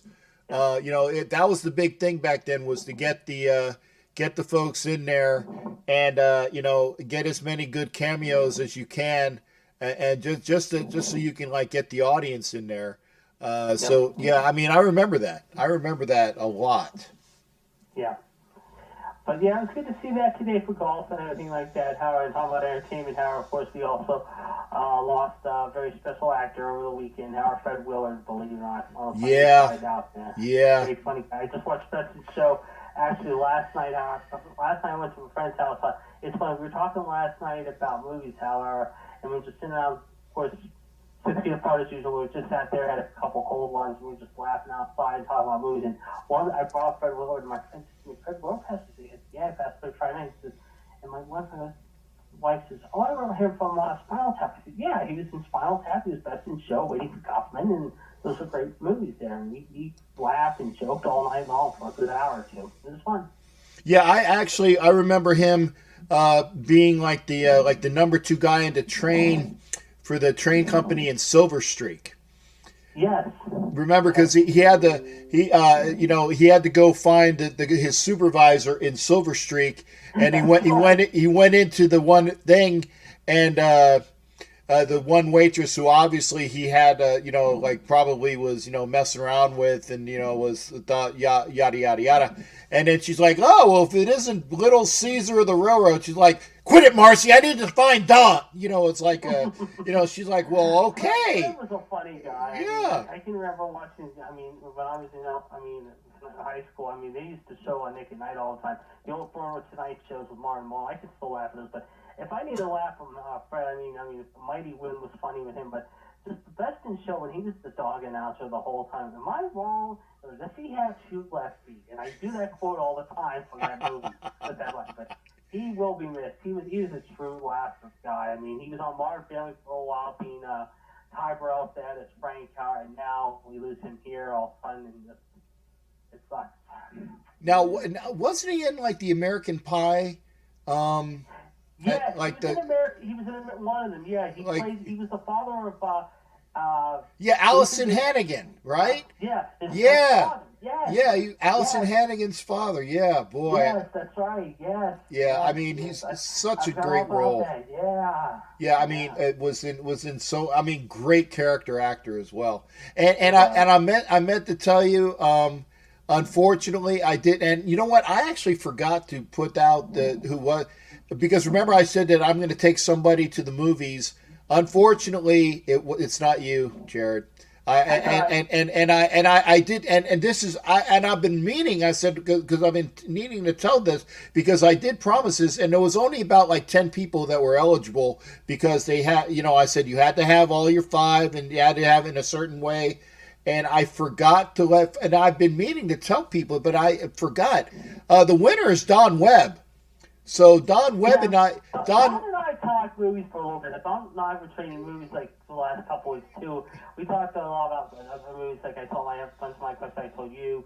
Like I said, we talked about movies recently. We talked about like Sting, The Wild Bunch. I talked about movies that last night. I tell you a good movie. My mom watched last night, and my mom and dad actually watched it on HBO. Joker. Oh, dude, so I saw that. I saw that for the very first time last night. I never saw it in the theater. Creepy. It sounds creepy too. Yeah. I tell you, and seeing how much weight which Phoenix, or it wasn't River Phoenix? Joaquin. Yeah, Joaquin. Yeah, I knew it was a Phoenix.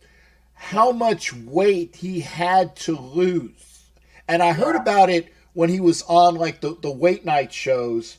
And I think he was like 60 pounds. He busted his tail in that role. Yeah. Yeah, and he was. I mean, you could see the bones of his ribs come out, and how oh my God! And I tell you what. Granted, it was different than and I love the way that the kid that played Joker in the other Batman who Ledger. Yeah, there you go, Heath Ledger. I loved him in that role, but I tell you, Joaquin's role, while different, very dark, and he did win the Oscar. Yeah, Jimmy Farrell says that, and I agree. Heath Ledger, and I tell you, they both put their own unique spin on Batman, on the Joker for how it's portrayed with Batman. And because I was waiting for, I said, okay, I know what the story is as far as what was put out. When you go back to the very beginning with Jack Nicholson killing Bruce Wayne's dad, right? I was waiting for, and so they did put that in there. The way, and I won't give it away too much, but they did a spin. I was like, now see, I like the way that they spun that. I like the way that they spun that. I was watching what he did with De Niro. It just gave you chills. It really did. Yeah. No more. What do you call it? Spoilers. Yeah. But I tell you, I would say the scene with De Niro. Yeah. Amazing. Yes, it was. And I tell you, I was I won't say pleasantly surprised, but it was a great viewing of a movie that I was wanting to watch. And again, I appreciate you calling in because it reminded me I need to tell Don Webb I owe him a movie. Okay. All right. Sounds good. I'll be in touch with you soon. Hey, thanks for calling in, Jared. Always a pleasure, brother. You too. Talk to you soon. All right. That's Jared. That's one of our regulars. Do you think there's a second part of the Joker? Yes. They definitely, the way that they set it up, because they can do so much with that. They can do so much with that, Jimmy, that it's easy. It's easy to go into the next portion. Jimmy Farrell is joining us. Let me make sure that I go to the different scene here so we don't knock him out. Jimmy Farrell, thanks for calling in as well. How you doing tonight, brother? What's going on? Hey, we're having our Sunday family session. Remember, if you're bored out of your tree and you want to talk sports, you want to talk movies. Don Webb was talking about getting back over to Subic Bay. That's a little bit beyond what I want to talk about. Being with a male and female audience. But we'll pretty much talk about anything here. But I know. Actually, Jimmy, one of the things that I miss talking with you, because you would always talk about your hockey and your Islanders and how pissed off you were about the Islanders doing stupid things. It was great listening to you getting all worked up about your Islanders. Now, have you heard of anything? Are they just gonna abdicate the cup for a year? Because I don't see anybody coming back to finish the season. There's a playoff format. I believe there's 16 teams in each conference. So my team will be in it. It'll be basically two wild cards playing each other first. And then the winner plays, like my team will play Columbus. The winner will play Boston, which is the number one seed, I believe. Okay. And with the Western Conference too. But I don't see any reason to finish this. Yeah. Just start next season. And start the next season in October. Come on. To me, to be very honest, I think that you don't have a winner declared. You don't have a winner and I know that Jimmy Jacks was talking about this about the NBA and the NHL. But here's the thing, is that you're going to need to start up, okay?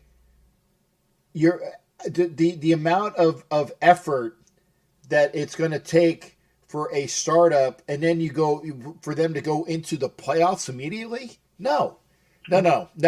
Start up, say, and it'll be in the books. It'll be in the books, right? You do your startup, and you go right into the new season, okay? The beginning of the 2020-21 season, even if it's late. So you don't have a champion. It sucks, but it's not unprecedented. Okay, remember when you have these college teams that screw up and they take their title away from them, i.e., USC in for a national championship game because of Reggie Bush, Villanova in the early 70s because a guy that I actually worked for, and I can't, Howard Porter, there you go. Howard Porter was declared the MOP for the tournament, was found to be ineligible, and he took the title away. What is it? Was it Kentucky? Under the Rick Pitino or Louisville, one of those teams. I think it was Louisville. They took the title away. So it's not unprecedented, okay? It's not unprecedented. Just cancel this season. Like, there you go. Jimmy Jacks says it. Next season, cancel this season. There you go. So Jimmy Jacks is with me as well. There's no reason why you should have all this work up just to finish the season. Just say, you know what? Such is life. Stuff happens. Stuff happens. Plus, my Belmont Arena is on delay for 2 months still. Which arena? My Belmont Arena, the new arena for the Islanders. They're not home for 2 months now. Okay. And us Island fans want to know what's the story. Are they going to continue, or what are they doing? Because they're telling us that stadium arena is going to be done on time. Yeah. I don't know. I don't see it. Well, here's the thing, and as we're just seeing, is like there's going to have to be somebody out there to be the guiding force, and I think it's going to be baseball, because baseball is already in season and they haven't played any games yet. Well, that's going to be the first one back. What? It's legit because it's legit baseball. I mean, they got so many games they could still play. Right. You know, they could start in July, and you still got to have the season to play. Right, and it was like I think that they were talking about an 82 game season, and but you have right, you have to have the Players Association buy off on that, and there's a lot of discontent with folks. Right. I know that, like I said, and I got to read I got to watch. I haven't read it. Well, Bryce Harper said something which really pissed off A. Stephen Smith, ASS. I said that correctly. I heard it. But I don't know what he said. I gotta get back onto that. Well, cause he doesn't want to give back some of his salary. Okay. And Stephen A. Smith's like, shut up and go play baseball. You get enough money. Stop complaining. There's people out of jobs out there, and you're complaining. You don't want to get some of your money away. He's right. Hey, and Jimmy Jacks. People dying out there. People dying out there. And I agree with you, Jimmy. Jimmy Jacks, thank you for coming in, partner. I appreciate you. Make sure you subscribe. It's good seeing new folks in here. Jimmy Jacks and Salman Nasser, thank you for coming on board the YouTube channel. And Jimmy, like I said, Jimmy Farrell, who again. All our prayers go with, because Jimmy is getting over from a cancer, correct? There you go. So people are dying out there, and it's like we need to thank you there, Jimmy Jacks. But people need to make sure that their health is paramount. It's one reason why I'm not going to any games until I figure out what's going on. And I go to 13, 14 games a year, and my tickets are up for sale. My tickets are up for sale. And speaking of the games, I was on the Silver and Black was commenting about me because they were talking about the ticket prices. Uh-huh. Although I did get an email today and some of the games of StubHub, they went down down to 250, 237 certain games. So I told Zillow about it's got to be reasonable. You can't have $500-$700 in your sitting upstairs. That's crazy.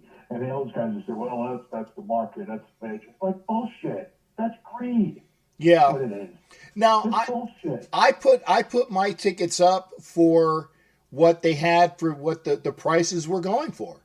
And maybe a little bit more. But again, there's such enough time away that I'm not trying to rob anybody, but by the same token, I'm going to try to make as much on the tickets as possible, only because I need to start paying off that PSL. And Wayne Mabry, thank you for joining tonight. Violators in the house over here on Facebook. So thank you again. If you missed the announcement from earlier, Violators is going to be with me next Sunday night. So make sure you get the word out. Make sure you get the word out. Violator is going to open up the show. We're going to talk for as long as Violator wants to talk, pretty much. I mean, why not? Talk about the man that we all want to hear. And by the way, if there are anything that you want to talk to and have questions for, that's what your comments are going to be for. So make sure you're here next Sunday night. I'm sorry there, Jimmy. What were you saying before I cut you off, brother? I wanted to. Well, I think I had said enough about the tickets. The tickets, yeah. What? No, I just was saying, yeah, we were talking about tickets. The real reason I called, I want you to explain to me the itinerary on the Blitnikoff Crab Fest. I mean, it's a 2-day thing, right? Well, no. Can you explain to me, like, when you get there, what do you do? Where do you go? What events are they going to have? Because I'm kind of confused with the golf tournament. Okay, yeah, no. I see a dinner there. Gotcha. Something. 2 separate events. The Bolitnikoff, and thanks for Solomon Nasser. Thank you as well for coming in. Make sure you subscribe, and we'll see you next Sunday as well. 2 separate events. The Bolitnikoff golf tournament is held usually like around, I think it's in May, and obviously they pushed that back. That is a tournament with a bunch of players. I won't call it a pro-am, but just like a spot tournament where you have a bunch of old players coming in for charity. They played that event over. Did you watch them? Yeah, that's the thing. They sell the tickets, and thanks again, Mr. Nasser. Well, yeah, you can play. But it's going to cost you a pretty penny to play with the players. Right. There you go. Okay. It's going to cost you some coin to get in on. If you want to play with the players, that's what the charity thing is that they open up those spots so that you can play with folks, and that's how they make money there. And when is this dinner and when's the Crab Fest? Right, the Crab Fest is the second event. Crab Fest usually occurs around sometime in November. And the way that it has been running was that Crab Fest, what will happen is Crab Fest, they were having about the same weekends when they would have Raider Fan Convention for Oakland. Now, granted, are they going to have Raider Fan Convention Oakland? And, you have the Crab Fest was on a Friday night, okay? Then you would have RFC, normally would be on the Saturday after that event, and then you would have the game on Sunday. Okay, that's the way that they normally would have it. So you'd have a whole weekend where you have the Crab Fest on Friday night, and that's the part. You come in there, you get in line, you get your tickets or you get your badge. Actually, I don't know if you can see it somewhere back here. I had the Blitnikoff. You get your thing around your neck so that they know what number you are. So when you start bidding, I saw the pictures. Yeah. Right. So when you start bidding for the what do you call like the not silent auction, but for the auction, it's like you have your card up. Hey, this guy is bid. So you get that number, and then they have a silent auction, they have a live auction, they have raffles, they have the guest speakers, they have it's a entertaining night with a bunch of different people. Like I said, Fred is there. Lincoln has been the MC the last 2 or 3 years. He's been the MC. So you have Lincoln Kennedy there. Normally Mark Davis is there. Don't forget the Raiderettes. The Raiderettes are there because I have physical proof. Actually, obviously, right there. Where is it? Right there. Physical proof that the Raiderettes are there. I'll even point it towards the camera. Yeah, there we go. And there is a picture of you sitting at the dinner table. Yeah, there. Oh, yeah, there you go. The Raiderette. Was I with a good-looking lady? No, what, the one you sitting at the dinner table, or you were by yourself? Oh, okay. Well, normally I have a good-looking lady with me because I saw that one. Yeah, but the Raiderettes are there. Didn't see you on. What's the cost of each event? The Crab Fest. Wow, is it like a 150 a ticket, something like that? Okay. Yeah, it's about. It's in California. Yeah, it's in California, and it's like that's where the event will be. And again, that's 150, and it gets you in. And then, obviously, you're not on the hook, but obviously, if you want to go in on the silent auction, if you want to go in on other things, that costs more. But that's. I mean, you get in, you get your ticket, you get your dinner, you sit amongst everybody, you have a great time. So I wholeheartedly suggest, the Crab Fest for. Is the dinner a separate fee? No, that's the ticket gets you your dinner. The Crab Fest. That's it. Okay. The dinner gets you in, and really good. Like I said, the crab is excellent. And if you don't eat crab, then they have like some meat outside. There's like vendors where they have like different cuts of like sausage out there for like this one guy, and then there's like this other vendor that they make the most excellent Mexican food, mom and pop type stuff, and great, So I would go out there and get like the mini street tacos and the chips and the salsa, So you have that as your appetizer, and the bread is wonderful. Obviously, the crab is wonderful. They have like some pasta as like one of your sides as well. They have salad. They have and you end a meal with strawberry cheesecake. It's great. But they're going to delay it this year, correct? I don't know anything about it there, Jimmy, because I haven't heard about it. I would say go to the website and talk to Angela specifically. Hey, Jimmy, I'm going to open it up, brother. Okay. I just want to say yesterday was the 10th anniversary of the late, great, incomparable Ronnie James Dio. And how do I know that date? Because it was on my birthday. Yes, and 10 years ago. Right. And again, get a chance, we're all wish Jimmy Farrell a belated happy birthday from yesterday. I think Jimmy is turning like 2021, right? 54. There you go. Okay, so a year younger than me, a young pup. I'm getting there. Hey, I feel 54. There you go, man. Hey, any day that you're here, brother, is a good day on earth. A good day on earth. Yes. Okay, I'll talk to you later, Cap. All right. Hey, thanks again. You take care. Bye-bye. Bye-bye. That's Jimmy Farrell. Always good hearing from him. We're up at 11 o'clock, and we got some birthday wishes for Jimmy. I don't have to worry about running into Raider Bear tonight, so I'm going to go on. As long as we have phone calls. If we have some phone calls, I'll continue to be here. So again, if you are on Facebook, make sure you come on in and go over to YouTube. If you're not subscribed, make sure that you subscribe so that you are eligible for the prizes that we're going to be giving away. I mean, it's easy. All I got to do is subscribe. And we have Ed Winchell. Thanks for calling in there, Ed. Good to hear from you, brother. Hello, Chief. How you doing, buddy? I'm good, man. I am good. Good to hear you as well. Good to hear you, too. And I wanted to get your opinion on who I feel were the worst the most underrated players in Raider folklore. I saw your input, but I'm going to let you say it. Go ahead.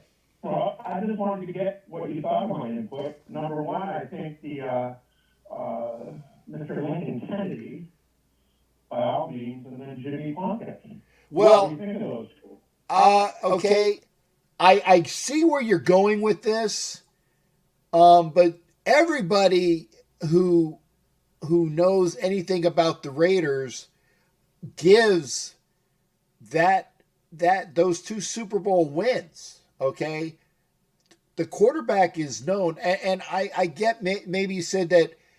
I don't think he was underrated as a Raider. I think he's underrated by the NFL not giving him fair shrift. Okay, if you have somebody like Bob Greasy in the NFL Hall of Fame with 1 Super Bowl win, and if you look at his stats, if you look at the stats, not the greatest of stats, but he's in the NFL Hall of Fame.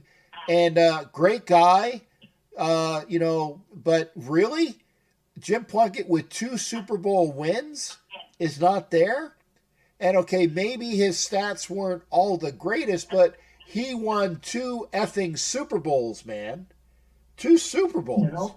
So I think that maybe he's underrated as a player, but I don't know as now. I'll give you Lincoln Kennedy as an underrated Raider. And, great guy, probably the most personable gentleman out there. We'll sit down, and when you see him, he is about as open as your neighbor next door, and will sit and talk with you, has no airs, just a fantastic gentleman, man. Love Lincoln Kennedy. So in that respect, I think that he doesn't get a fair shrift over what his part was on that team. So, yeah, I can agree with you there. Have you thought about our man Phil Villaplano? I don't think we would have won the 76 Super Bowl without him. With Phil V? Yep. Okay, I'm thinking. You got to go back to 76 Super Bowl. Right, and I'm trying to think. I'd have to get the stat. Phil was such an amazing presence out there, but I feel horrible because he's a great guy as well. Do you know the stats of exactly how many tackles or his coverages, or because you got to quantify it. I was just going back to basically remember watching that first Super Bowl. And second. At the time I was second one. Yeah. No, the first one. Not. Wait. Hey, Doc, not quite yet, Doc. Ed didn't have his 5 minutes, and I'll listen to you in a few minutes, Doc. No, the first Raider Super Bowl was Super Bowl II. Technically not a Super Bowl yet because they didn't call it Super Bowl. You're talking about the first Raider win Super Bowl 11. Right. In 76. Right. In 76. Actually, played January 77. Right. I got you. I remember watching him that game, and it's a lot. I think he was very underrated. But something to think about in that is I can feel pretty sure when you ask 10 Raider fans the best quarterback in Raider history that they'll come up with Stabler. But then again, Stabler just won one Super Bowl and Plunkett won 2. Right. So I just don't think that he's given the credit that he deserves for what he did as one of the amazing players in Raider history. Yeah, like I said, I understand what you're saying, and I think it's because, like I said, if you're a Raider fan, you know that Jim Plunkett is there. Okay, I think he's underrated as a pro. I don't think he's an underrated Raider though. That's what I'm saying. I understand where you're going with it. I think that he should be in the Hall of Fame. But if you talk about an underrated Raider, I don't think that he meets that criteria because everybody knows about Jim Plunkett as a Raider fan. And that's why I was throwing out there people like Dan Turk, Steve Sylvester, Nehemiah Wilson. Somebody threw in Terry McDaniel. And, that was a good one because, even though Terry McDaniel made the Pro Bowl each year, you kind of forgot about him, But I don't think that, and again, I'm saying that Jim Plunkett was so well known, okay, as a Raider. I don't think he's underrated as a Raider. I think he's underrated by the folks that should be voting him into the Hall of Fame, if you understand that. And actually, Phil Villapiano goes for that as well. Not an underrated Raider, but underrated as a pro, and maybe when you look at it, by professional standards of who should be in the Hall of Fame, Phil Villapiano might get there eventually as well. Hey, Ed, I'm going to get this call from Doc Cabral. Thanks again. Thank you.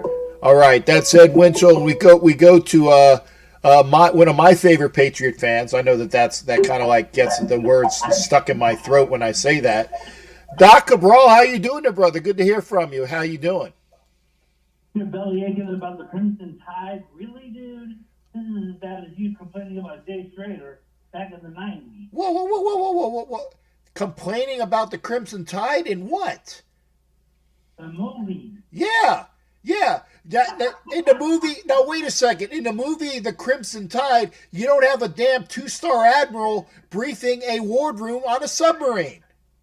Of course not. We know that. Yes, but people that don't know the military, they don't know that. And it's one of those things that it's like a guy, like remember in Jaws, Robert Shaw, when he puts his nails against the blackboard and you hear that sound that just curdles everything. To me, it's like being curdled by Robert Shaw because we all know that that's just wrong. So it's one of those things. It's one of those things that when you're in the military and what's stupid, like a stupid technical glitch. And that's why I want to be one of those military technical advisors. And that one guy, and I can't remember who he does it for a living, and he has his whole organization. I want to say, hey, dude, I will be that for military intelligence movies. Let me do that. Okay, well, very good. It's very nice of you. Okay. By the way, how are you and Miss Lil doing? We're doing good. I said that keeping away from everybody. Staying in.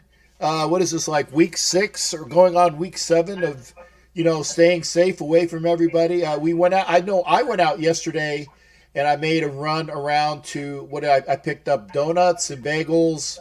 They had the free meal from the barbecue place for the military. Was it like military weekend or whatnot? So I got 2. One was free, like a barbecue sandwich. I paid for another one. I got some goodies at the discount bakery, some tasty cakes. So I did that. I mean, I needed to get out of the house, and I did not like going out to the bakery, but I saw that it had things wiped up, and I had to go into the barbecue place for the barbecue.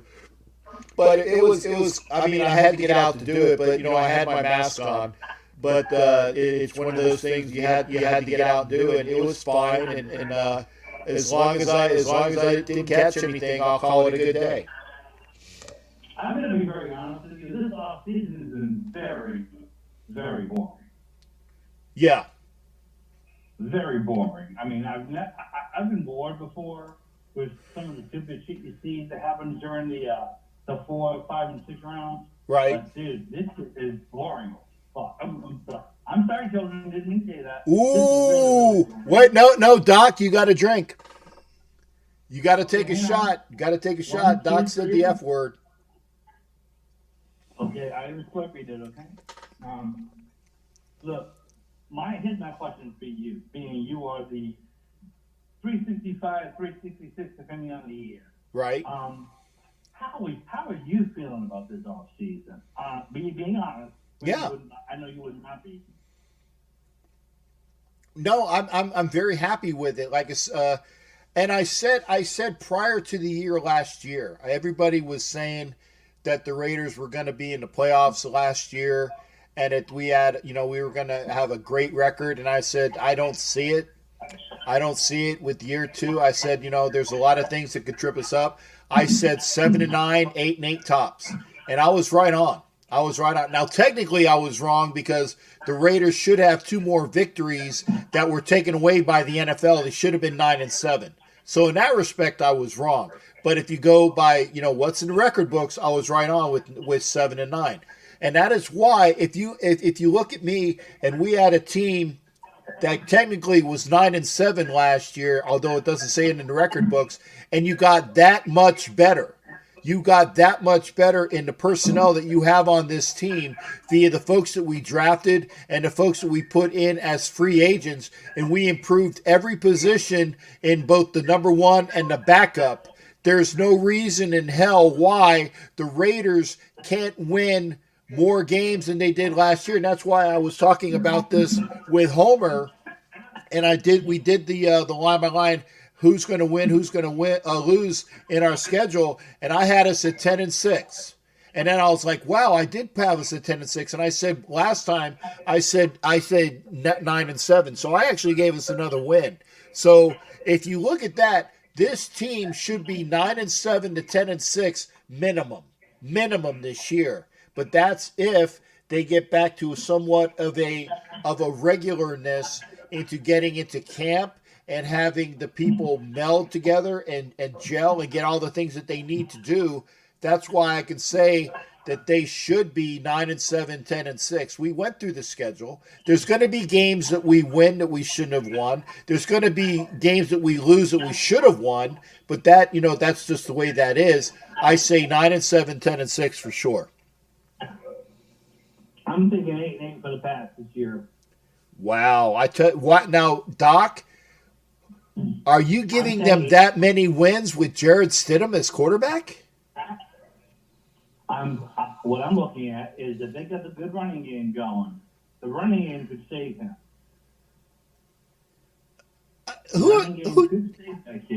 Who's your running back? Huh? Who's your running back? I can't remember his damn name. They brought one new guy as a running back I think it was the 4th round. Right. Now I know you. I'm going to say I know you have Sony Michel. You have Sony Michel, who's a great back, okay? But other than him,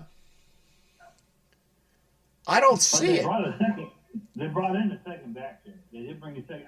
I wanted these from University of Southern Alabama, another one from Southern Alabama, because they had another one from Southern Alabama too before. The kid that came back, the one that did the Super Bowl from the Seattle Super, from Seattle.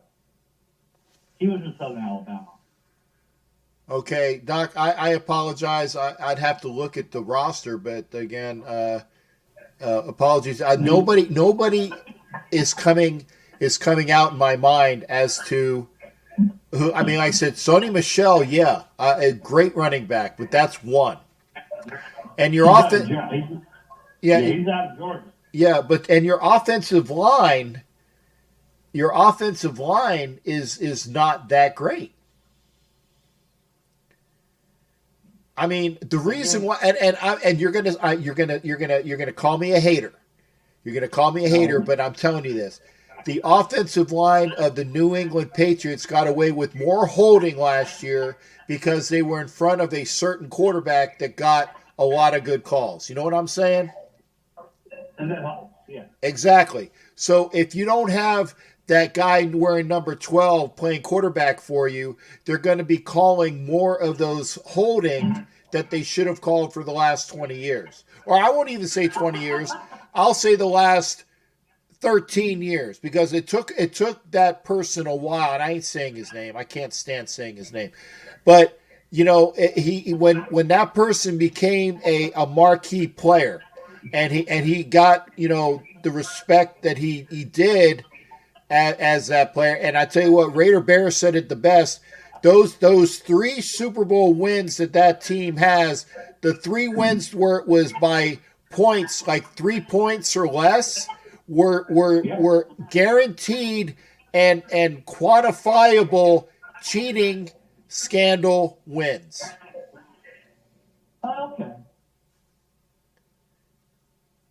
I tell you, it's just now people that for guys who don't know, like I said, Doc Cabral and I go way back. He is a real Patriots fan. He can actually give people's names for teams and players before that person whose name I won't put out. Okay. He knows the team. He knows when Francis was their head coach, right? Who? Chuck Fairbank, or not Chuck Fairbank. Chuck what's his nose? The Chuck yeah, Chuck Fairbanks, right? That's in the 70s. Yeah, but what I'm saying is you know these people. Francis was their head coach. Chuck Fairbanks was the head coach. You know these old players like Steve Grogan and Randy Vataha and Daryl Stingley and you know these guys, you know, and by the way, the original Hasselbeck, Don Hasselbeck, the tight end who played for the Patriots and came over and blocked a point for the Raiders when the Raiders won Super Bowl 18. You know these old people, okay? Jim Nance and Gino Capoletti. You know these people because you're a real Patriots fan, okay? I mean, Heron. Forget about him too. Yeah, I remember Heron, and I remember who's the little Samoan guy. It wasn't Tuiasa. It was the other kid. Mosi Tutupu. There you go. Mosi Tutupu single-handedly saved your playoff run that one year. Okay. Yeah, and his son played for the Seattle Seahawks. Lofa Tutupu, right? Lofa Tutupu is his son. Right, yeah, Lofa Tutupu, and then you have the Tuiasa Sopo clan. So again, the Samoans that did well in the NFL, but Mosi Tutupu single-handedly put you in a Super Bowl that you lost. But if it wasn't for him, it was one of the Super Bowls that you lost. I think it was the one where Bill Parcells said, if I don't have the ingredients, how can I be the chef? Or if I'm the cook, I get to pick all the ingredients. One of those things. But yeah. Right. Yeah, when Howard ran back that one kick. Yeah. But yeah, I mean, you're old school Pats. And I can agree with that because you're not one of these new guys that have no clue about what your team was way back when, because you actually know about it. In history, you can go back with Nick County. You can go back with who was the coach for the Browns for a long time and San Diego. Oh God, the blonde-haired guy. I can't remember his name right now, but he was on the Patriots. There were a bunch of really, really famous ones that came up later. Yeah. The Patriots to start off with. Marty Schottenheimer. Yeah. He was a Patriot. Yeah. Schottenheimer was the Chiefs head coach, and then he went to the Chargers. Yeah, he went to the Chargers later on. Yeah. He was also a lineman. I think he was a lineman for the Patriots when he was a player. Ah. Well, hey, Doc, I got to knock you out, brother. I got a call coming in. God bless. Back to the family, man. All right. Good hearing from you as well. We went from Doc Cabral talking about his Pats to Raider Houston Steve. Brother, how you doing? Good to have you in the show, brother. Hey, Captain Jack. I'm good, man. What's going on with you? Pretty good. Hey, I was just going to say, I had a two-part thing I wanted to talk to you about. What about, you said underrated Raiders. You'll find this interesting. Steve Wisniewski went to school over here in Westfield, over where my sister went. And one of my sister's best friends married Wisniewski and everything. So this goes all the way back and everything. So when a lot of the times when Charlie Jones was calling the games, and especially when we didn't have football here in Houston for 10 years, they showed a lot of the Raider games. Of course, we got to see Wisniewski and Tim Brown and Winston Kennedy and all that. But would you say that as far as Raider fans, people that really follow the Raiders would know him, but would you call him an underrated to the rest of the league? Or I know he kind of had a little bit of a reputation of being a dirty player is what I was heard, but I didn't see that myself. But I thought he was a pretty dominating guard on the Marcus Allen sweeps and the power runs. What did you think about that? I think that Wisniewski got a bad rap quote unquote being dirty, but I don't think he was dirty. I just know that he played up until the final whistle, okay? And if he did not hear that whistle, he was blocking your ass. And if he was giving you a shot in the ribs with his hands, that's just playing football. So I mean, he got a bad rap for being a dirty player, but I don't see that in Steve Wisniewski. I mean, remember, if I remember correctly, he's a Penn Stater just like Stefan was.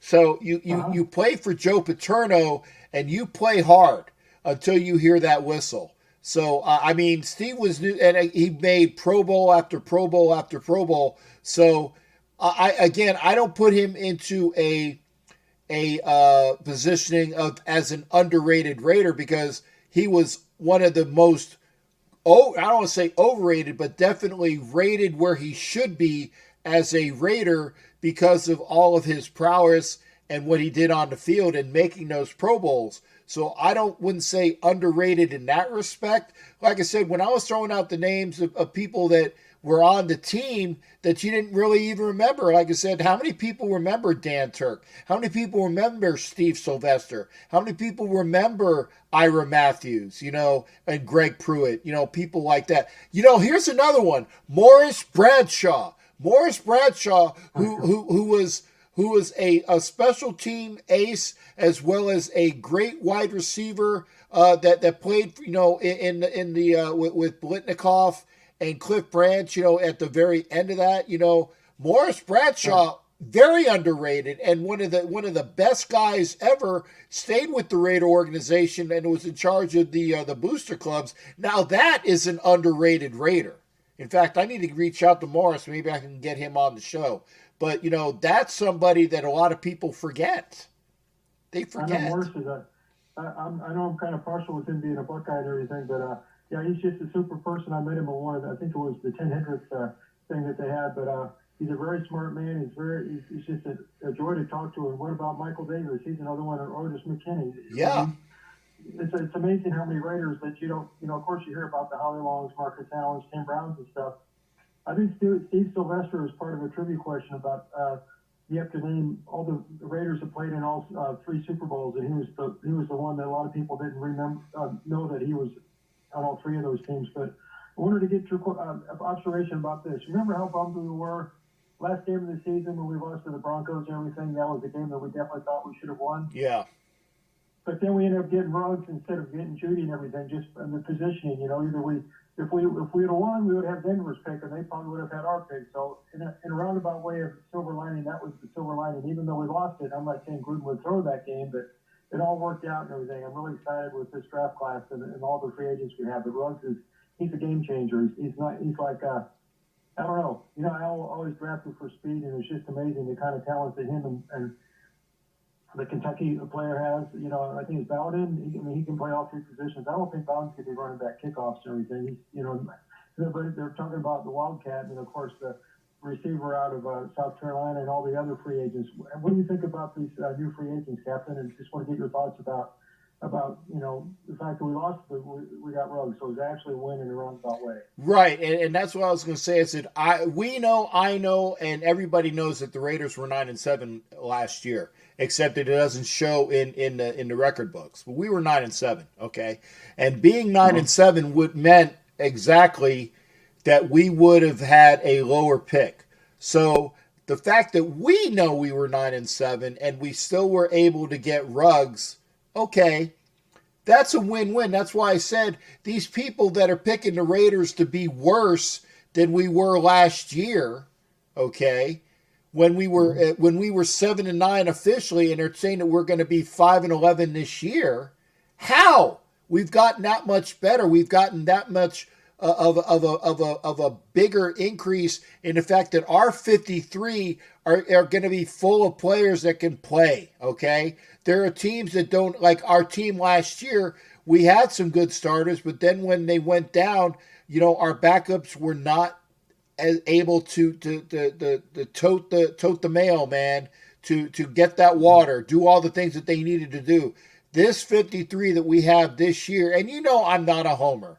And I know Homer's going to chime in on that. I'm not a homer. I'm an analyst, and I'm trying to say it as much as possible, as realistically as possible. The 53 that we're going to have on this year is going to be the best 53 that we've had probably in 20 years. I know what you mean about that because obviously the reason why the Kansas City Chiefs are the Kansas City Chiefs, they've had years and years of good drafting. Back in the Carl Peterson days, and every draft that we have with Mike Mayock, we're closing the gap between us and Kansas City. The games that we might have lost last year, maybe we'll flip those around and win. I know I'm the eternal optimist, and my blood is silver and black like yours and Homer and everybody else, but I just think that we're closing the gap between the Chiefs. Can you imagine after this year, with next year's draft, how much closer we'll even be to the Chiefs?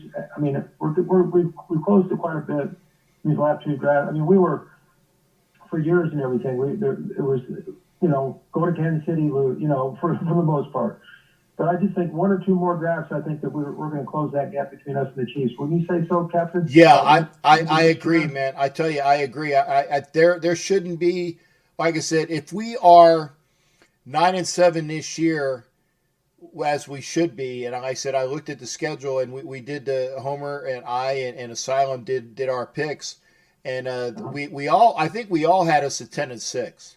And I said, now having said that, I looked at this and said, this is a 9-7, 10-6 team, and that was 10-6 would be top. Now, granted, if there's injuries to other teams that we play at opportune times, like for example, last year we beat the Colts when they didn't have Andrew Luck and they were missing their one wide receiver. So their injuries played into our hands in actually beating them, okay? So if the injuries play out in opportune times, there might be one or two games more that we win that we're not looking at. But then again, and I'll knock wood on this, maybe that we are the ones that have the inopportune injuries, and therein lies maybe we get those losses. But again, I look at things straight up, and I think that this is a definitive 9-7, 10-6 team for sure.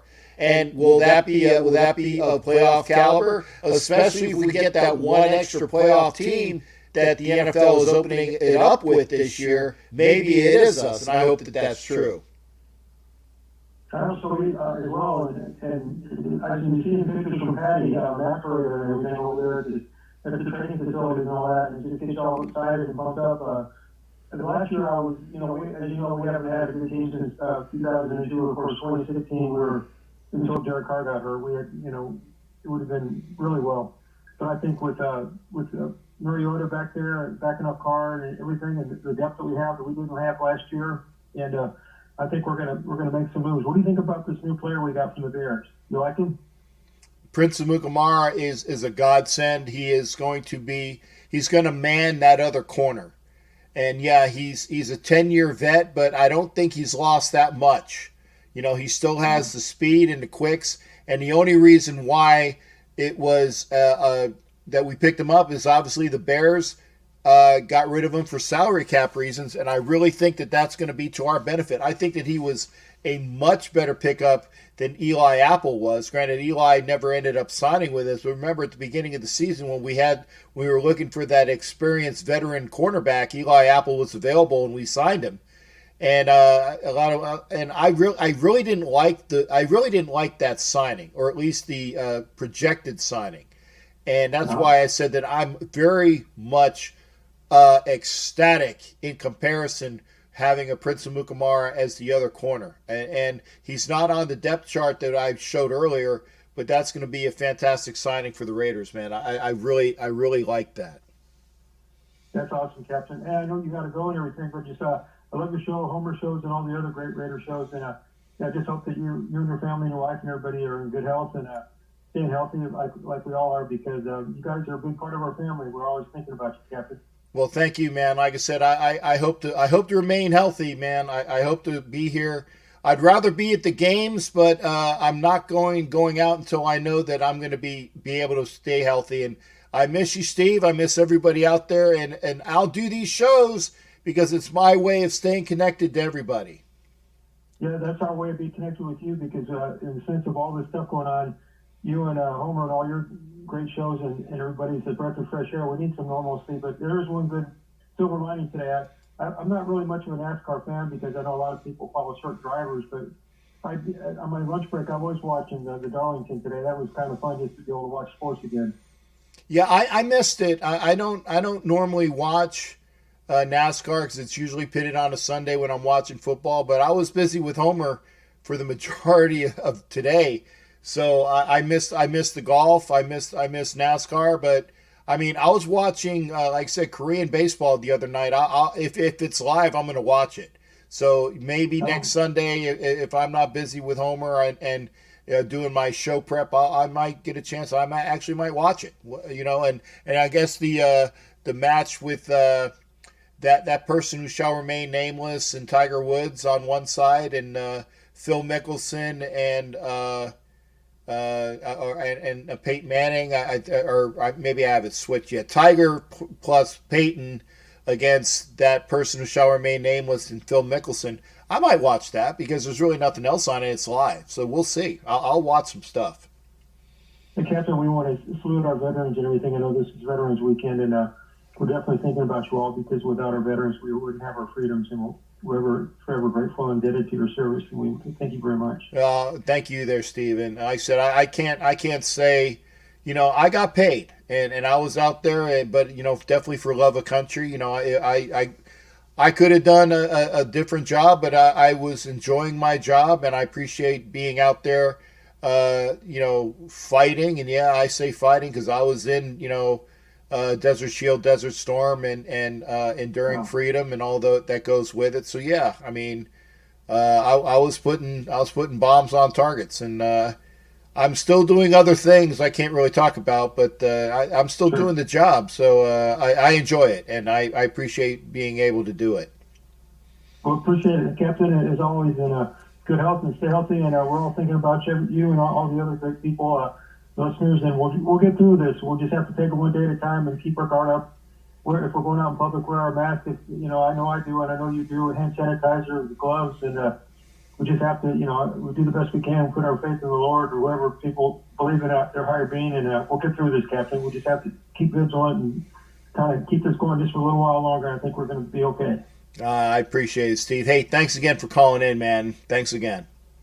Always a pleasure, Captain. God bless. Bye. God bless you as well. That's Raider Steve, and it is past 11:30. So I guess I will do this one last thing. If you haven't had a chance to positive thumbs up, I appreciate it. Thank you for being here. Remember, next Sunday night, be here where we're going to have on the Violator, Mr. Wayne Mabry. He's going to be joining us. Wayne can talk for as long as he wants. I'm just saying that. I mean, if you got something to say, great, but do it via comment. And as long as Wayne is talking, we'll do a whole show if we have to. I mean, I'm not saying he has to, but if Wayne wants to talk for 2 hours, we'll have Wayne talk for 2 hours. That's just great. And that's why, you know, we'll have questions for him. I know that anything that I will have, I'll just let him go, man. I mean, it's a show for one of the most respected Raider fans out there. In fact, between him and Gorilla, you know, there's no other Raider fans that you really think of when you think of Raider Nation name fans, you know. And you know, Wayne with Sean Camacho, otherwise known as Senor Raider, you know, in their spot. I loved going to see them. And anytime I would make my way down to the lower bowl, I made sure I went by and saw Wayne and Sean. You know, great guys. And looking forward to seeing them at any Raider event in the near future that I can. And hopefully we'll see them, that's for sure. Again, thank you for being here. If you haven't given a thumbs up, I hope you will. There's 9 watching now, and hopefully all 9 has given the thumbs up. Thank you for watching. We'll, again, be here next Sunday. Be here Thursday. We'll have one more show as well on Thursday. Be here Thursday. We'll have our regular show. It'll be, you don't know jack about sports. Love being here. We'll see y'all on Thursday, 9 p.m. Eastern, 6 p.m. Pacific. Take care, everybody. And again, next Sunday, Violator on a show. We'll see everybody. Take care. God bless.